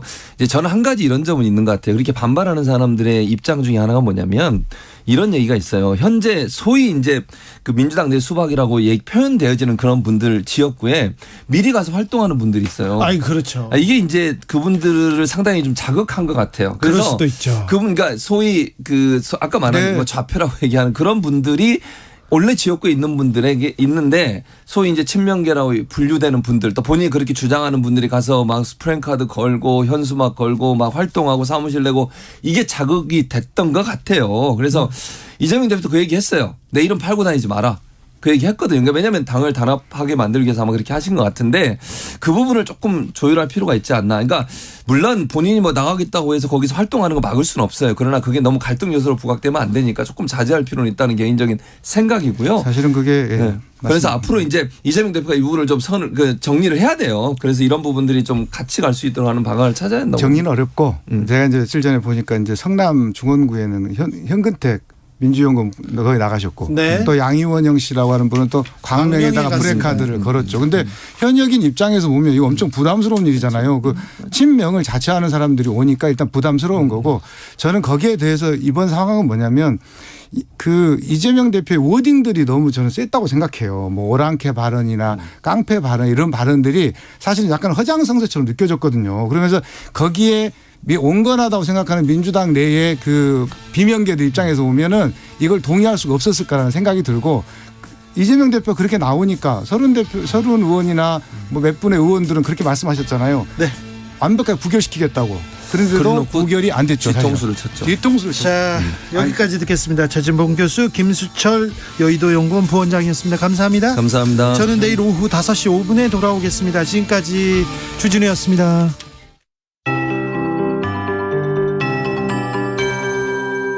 KBS